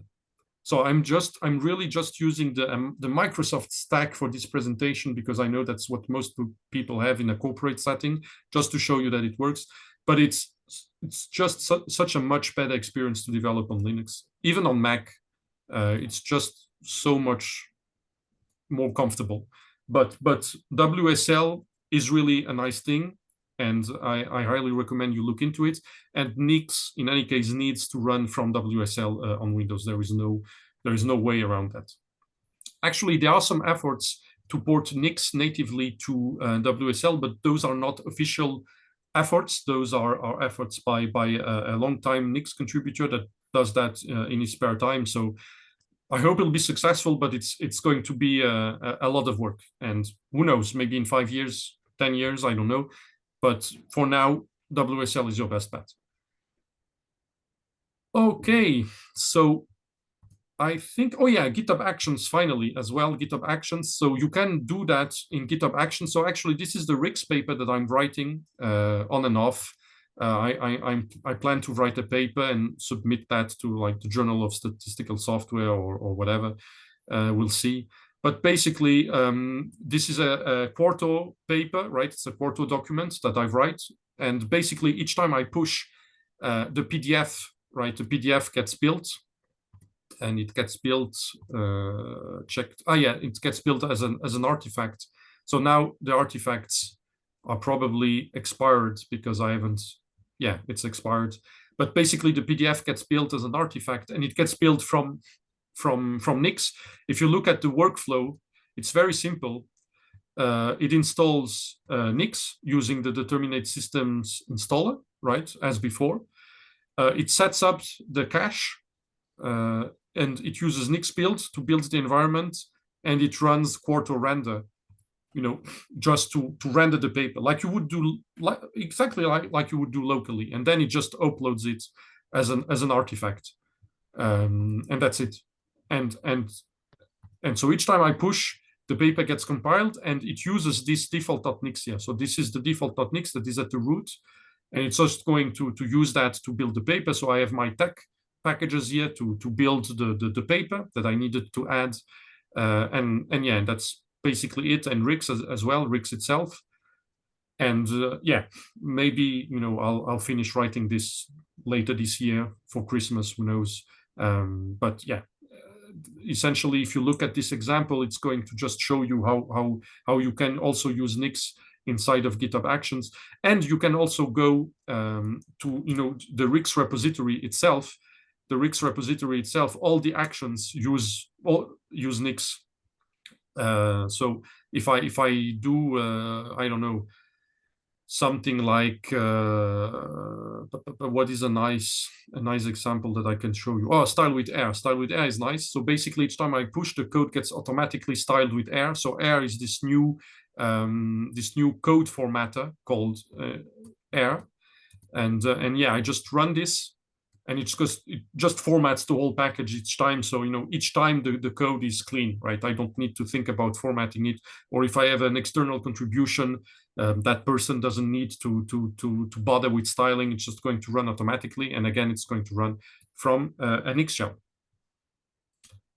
All right, so that was it for part 1, which is RICS. And let me just go back to the presentation, which should be coming up. Yeah, it is. I think that was all for RICS. Yeah, part 2, RICSpress. But maybe before moving to RICSpress, let me see if there are any questions. Oh yeah, so you are using Nix to publish a Quarto doc as well. Yeah, exactly. So what Eric is mentioning here is basically what you can do. This I didn't. Yeah, I think I need to stop my Docker container from here. This I didn't show, but basically what you can do with Nix and what you can use in continuous integration. So my is it stuck? My container is stuck. I think it's stopping it. Perhaps. Yeah, I think it's stopping it, but it's taking a bit of time. Yeah, here it is, final.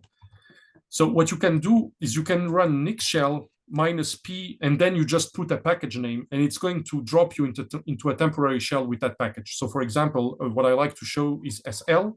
I don't know if you know about SL. So SL is this package.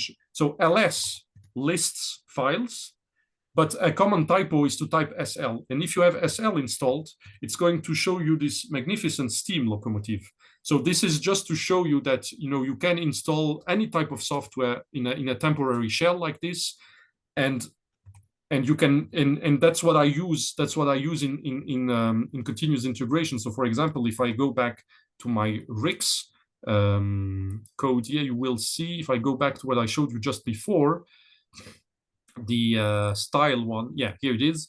That's exactly what I do. I just install air formatter as in a temporary shell. So I don't have air formatter in my default.nix. I just run it like this, and it's just going to install it, right?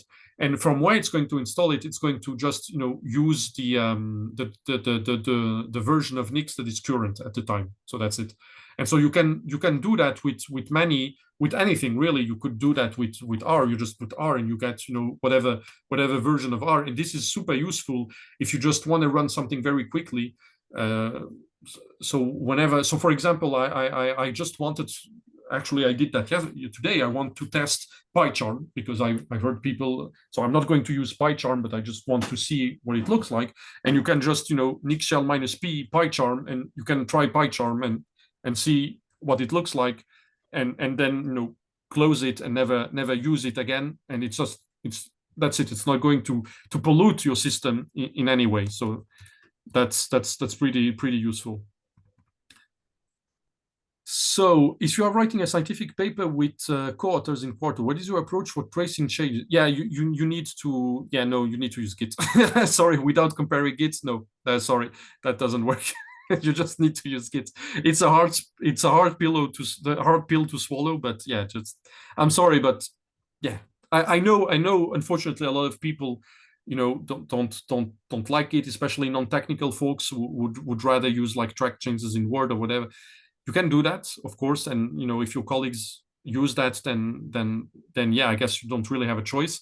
But yeah, unfortunately, as far as I know, there is no other. Yeah, you just have to use Git.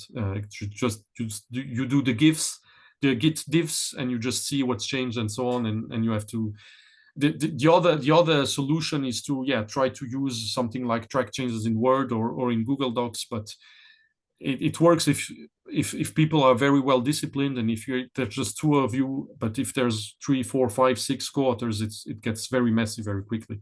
So unfortunately, I don't really have an answer to that, and Nix doesn't really offer a solution for this, unfortunately. Yeah, Pokemon Say utility in my slides. Yeah. So Pokemon Say so you have Cow Say and Pokemon Say. So the Cow Say is also this other package, and there's one with Pokemon. So you have this cow that says random stuff, and you can make it say things as well. So I don't know how to use Cow Say. I think you need to pipe a message or whatever. Maybe if I do hello, I think it's something like this, perhaps. I don't know. Yeah, you're going to have your cow here that's going to say stuff, but actually didn't find my hello. So yeah, I don't know how to use it, but yeah, you can just try stuff, and it can be silly examples like Cow Say or Pokemon Say or SL, and it can be more serious things that you want to try. And it's especially useful, as I said, in continuous integration, because there you can really just use those commands for to run some stuff. Okay, do we have any other questions before I move on to RIXPress? So this was Nix. So I think I'm going to talk about RIXPress rather quickly, and then at the end we can have more questions. And no, if not, then we can maybe stop a little bit earlier instead of doing a break now. I think that would be better because RIXPress is going to go relatively quickly, I think, and then we can have more time to discuss. But I don't think it's going to take a full hour now. Anyway, what is RIXPress? So RIXPress is a very recent package that I've submitted for our OpenSci review. And it's basically going to be, RIXPress is basically going to leverage Nix as well, but this time not as a package manager, but as a complete end-to-end build tool, okay? So what I mean by that is that we are going to use Nix as a tool to build pipelines for us. So just like targets, basically RIXPress is essentially very much inspired by targets, and it's going to provide a framework that is very similar to targets to build projects using Nix. And basically what you are going to write is you are going to write a script, and each, maybe I should show you that's going to be easier than just going through all this text. Basically, you're going to write a list over here, and each of these functions is going to generate for you a valid Nix expression. And this function at the end, RIXPress, is going to chain these expressions for you, and it's going to build them for you. And the advantage of, because we are using Nix, we can use Nix to also build Python objects. So you can use RIXPress here to run Python code and to run R code, and you can transfer Python to R objects, and you can transfer R to Python objects, right? And you can build Quarto documents, you can build Markdown documents, you can even transfer Julia objects as well. There's also support for Julia objects. And again, the idea is that you write an R script, but it generates for you an Nix expression.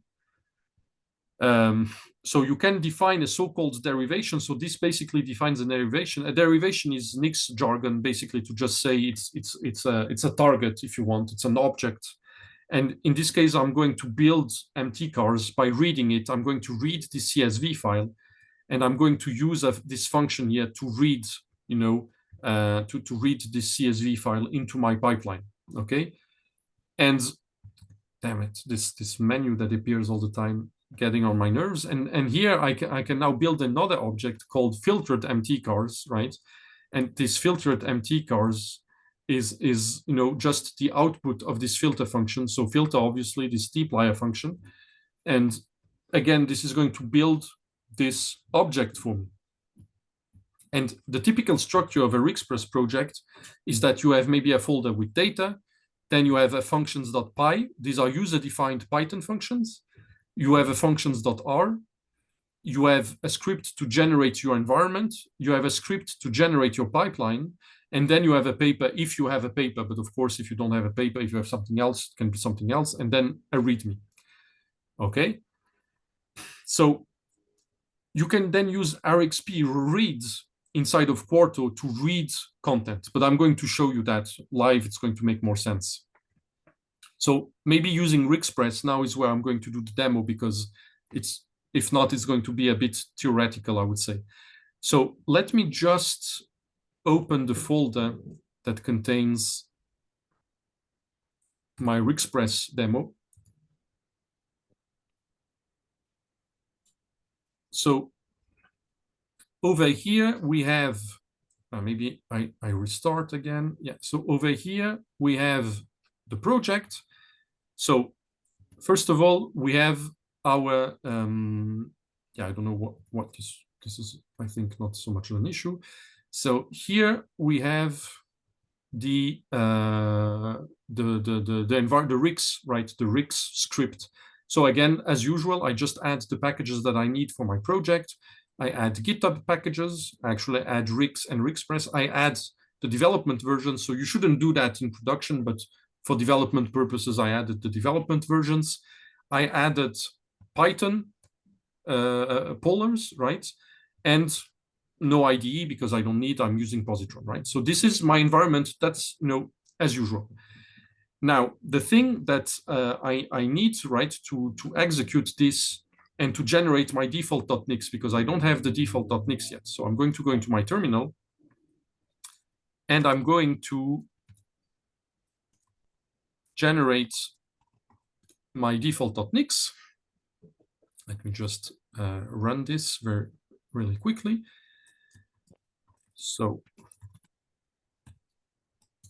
this is going to generate my default.nix. Fine, great.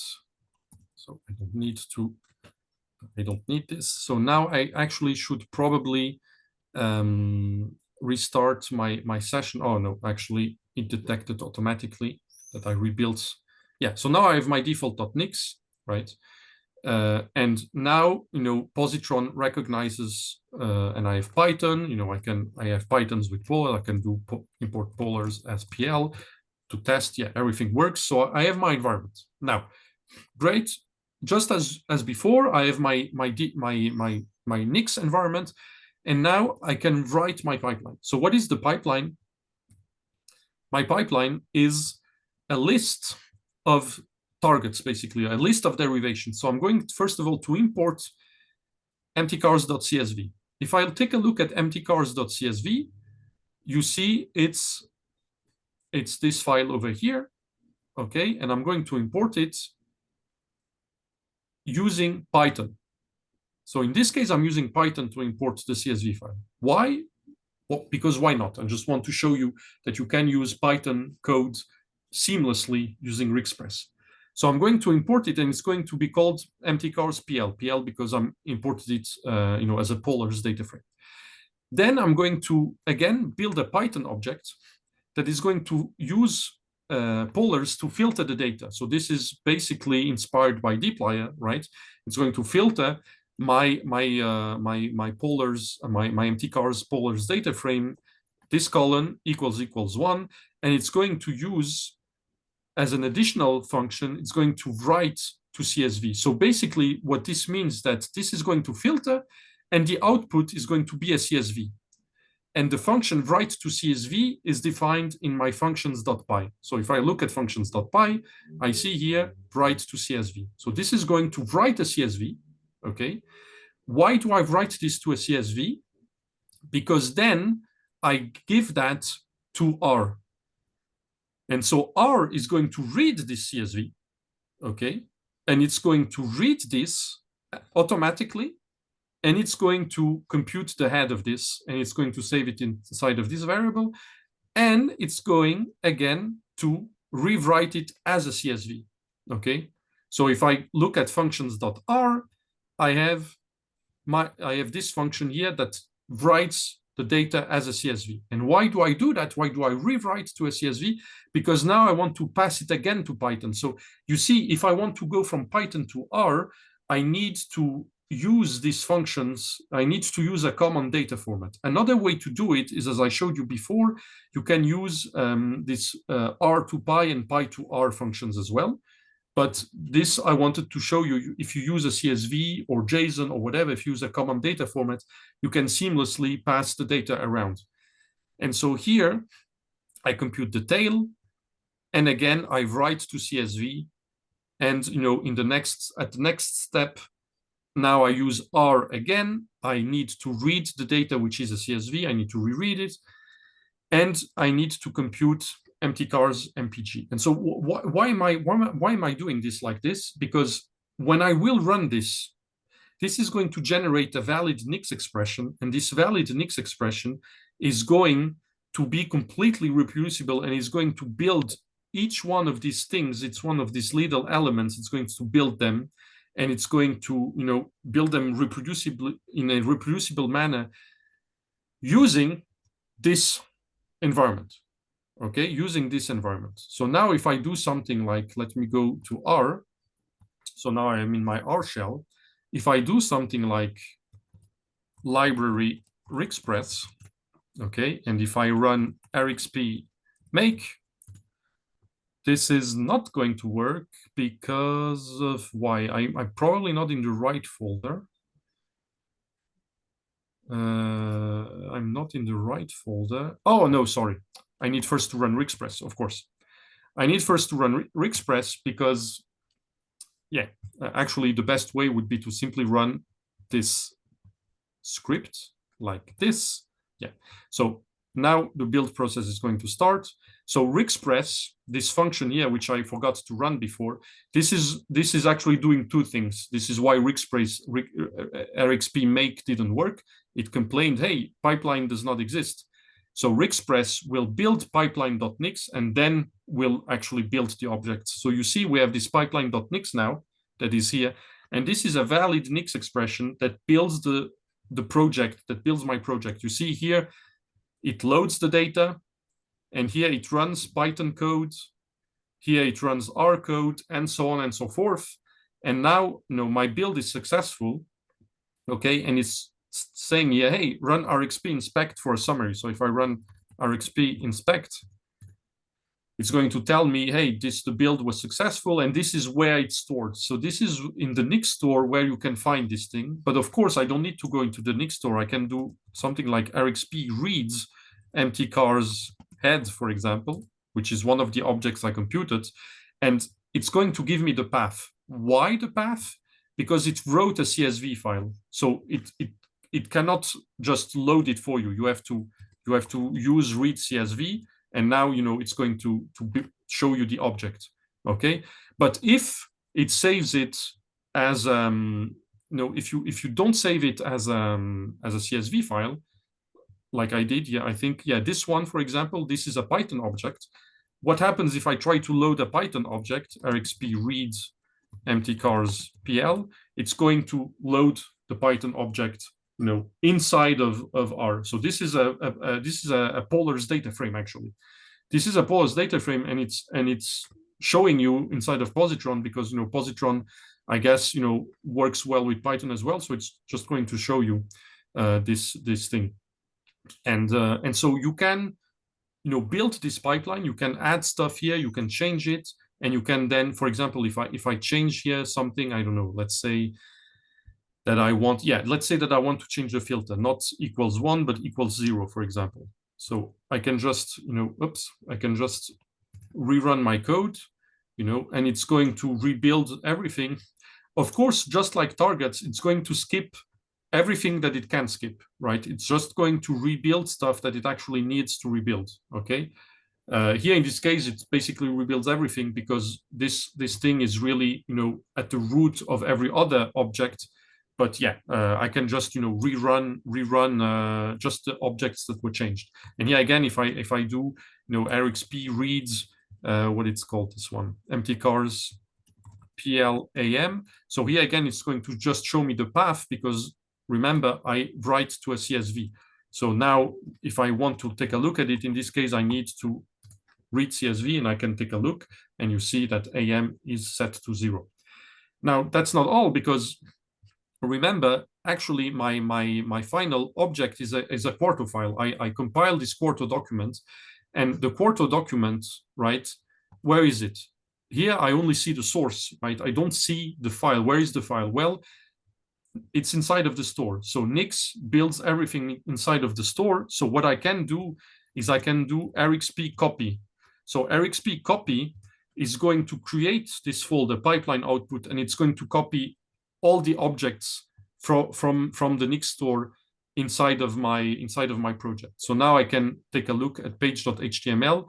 If I open that in my viewer, here it is. So this is the output. So this is my document, and it has this nice image. And here I see all my objects, right, that I see using RxP reads. And here, why this thing? This is just because of UTF-8. So this is just because of encoding. This thing is actually a vertical bar. So if you do that on Linux or on Mac, it's going to be clean. On Windows, Windows has trouble with UTF-8. But you just can generate a Quarto file, and that's it, basically. So Rexpress is a bit of a complicated package because it allows you to do, to chain. It allows you to chain this Python and R things, and the way to use it is a bit different from your typical script. It's very similar to targets. So if you already know targets, I think going into Rixpress, would be relatively easy. But you probably don't need Rixpress if you only use R. So if you only use R, my recommendation would be do not use Rixpress, even though I am the author and I would be very happy if you did. But if you only use R, probably your best bet is to just stick with targets and Nix shells, as I showed you before. But if you do need Python, if you have this polyglot, multi-language, multilingual pipelines, where you want to combine Python and Julia as well and R into a seamless script, then I would say that Rixpress is really useful, and I would recommend that you take a look into it, even though it's still in very early development. As I said, I've submitted that for our OpenSci review 2 or 3 weeks ago, but yeah, it's going to take some time until it gets reviewed and until I address the comments and so on. But hopefully, I will get that into CRAN maybe this year. Still, I would be happy. So there's a question: if I use Rixpress, I don't need targets anymore. Yes, indeed. So Rixpress is in a way, an alternative to targets, but it's a much simpler alternative with a much more reduced scope. So targets really handles so many different settings, and you can use targets on HPCs and so on.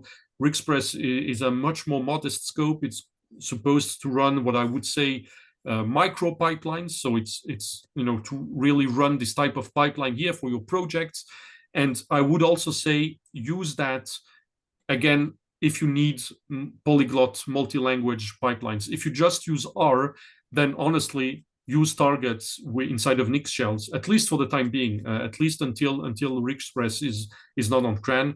But then, if you want to go with Rixpress, then I would be very happy if you did, of course. And if you have trouble using it, just let me know. I'll be glad to help you. But yeah, it's in very, very early stages. All right, so I think, let me just go back to my slides. I think that was all I had to say, actually.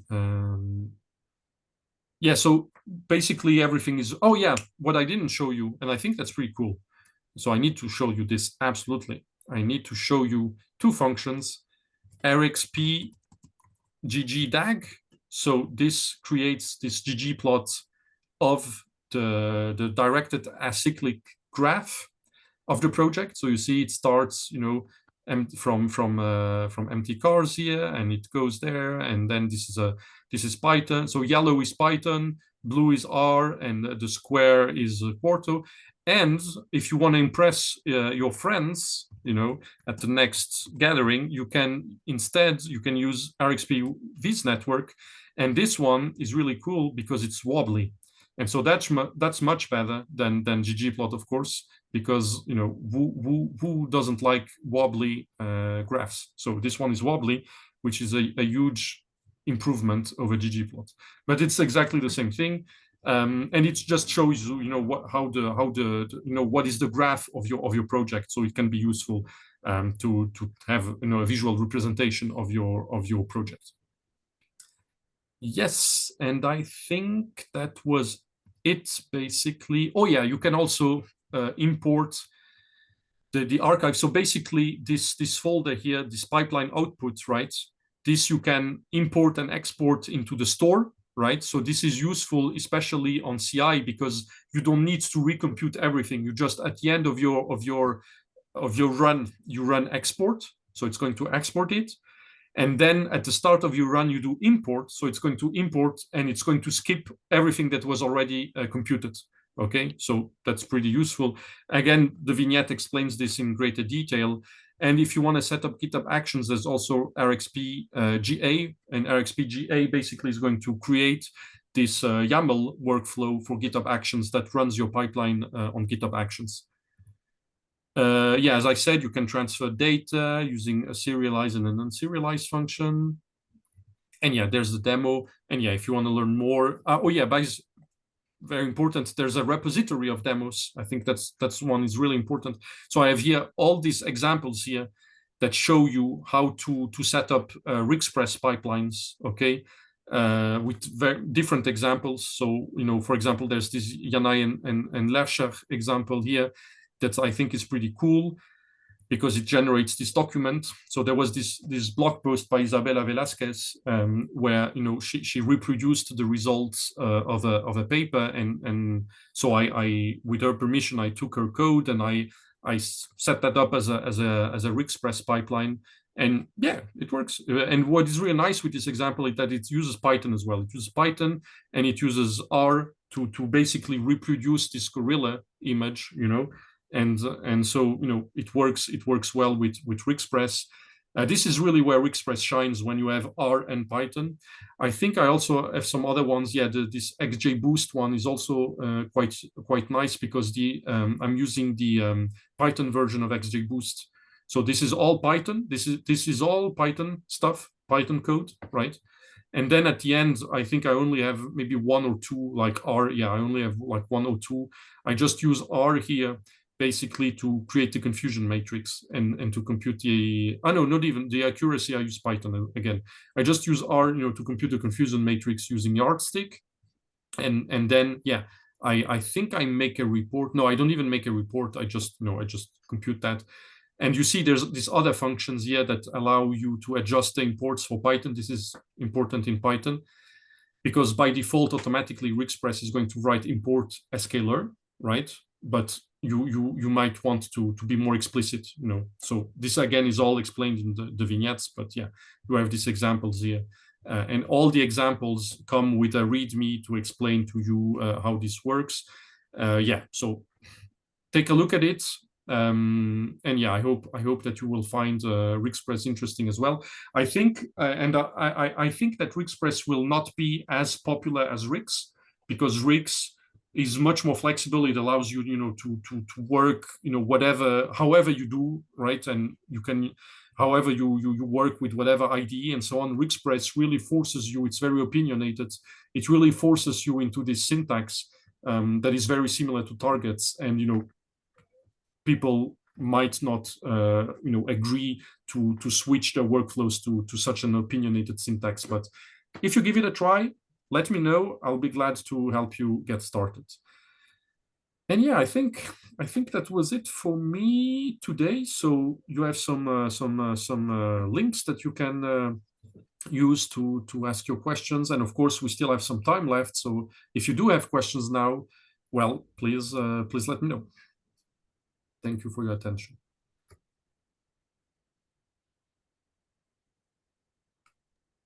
So I'll be glad to. There was some feedback.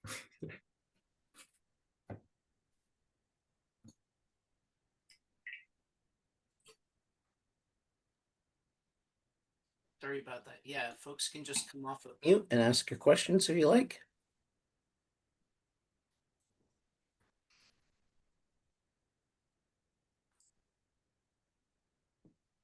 Thank you. You're welcome. Yeah, so indeed, I know that this is a very big information dump, because there's a lot of, there's RIXPress, there's Nix, and so on and so forth. So yeah, if you have trouble getting started, just let me know. You can contact me on this different. There's different socials here, my email address as well, or you just open an issue right in the Rix or RIXPress GitHub, and I'll be happy to help you.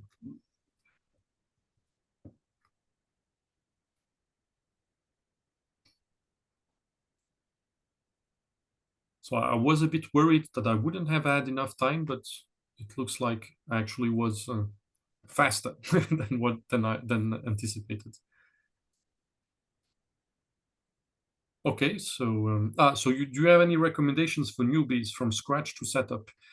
Yeah, so I think probably the recommendation would be to start with probably start with the Rix intro example, because this one just installs RStudio, and so you can just maybe you have this self-contained environment with RStudio, and you just start with that and try, maybe take a simple project that you have right from work or whatever, and just try to see if you manage to set up an X shell for that project. So basically, the idea would be to say that you would go and, let me just open here an example.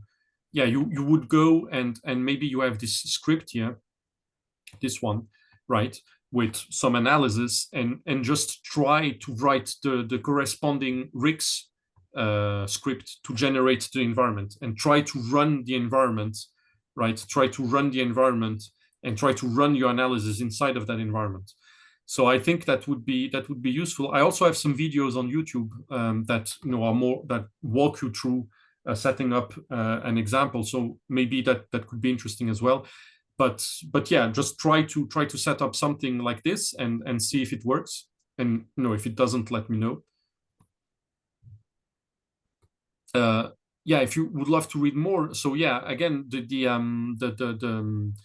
RIX website, right, has a lot of vignettes, really a lot of vignettes, as you can see. So if you go through these, right, and if you as I said, if you try to set up a project, I think you'll learn very quickly that it looks complicated, but it isn't that complicated. Once you get into the logic of setting up an environment for your project, and then activating that environment and just starting to use it, I think you'll get used to it fairly quickly.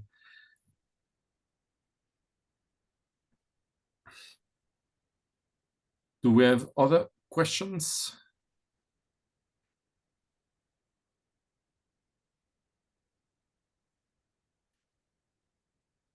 So yeah, if you don't, that's fine. You can, if you remember, you can then send me an email or write to me in whatever social network you use.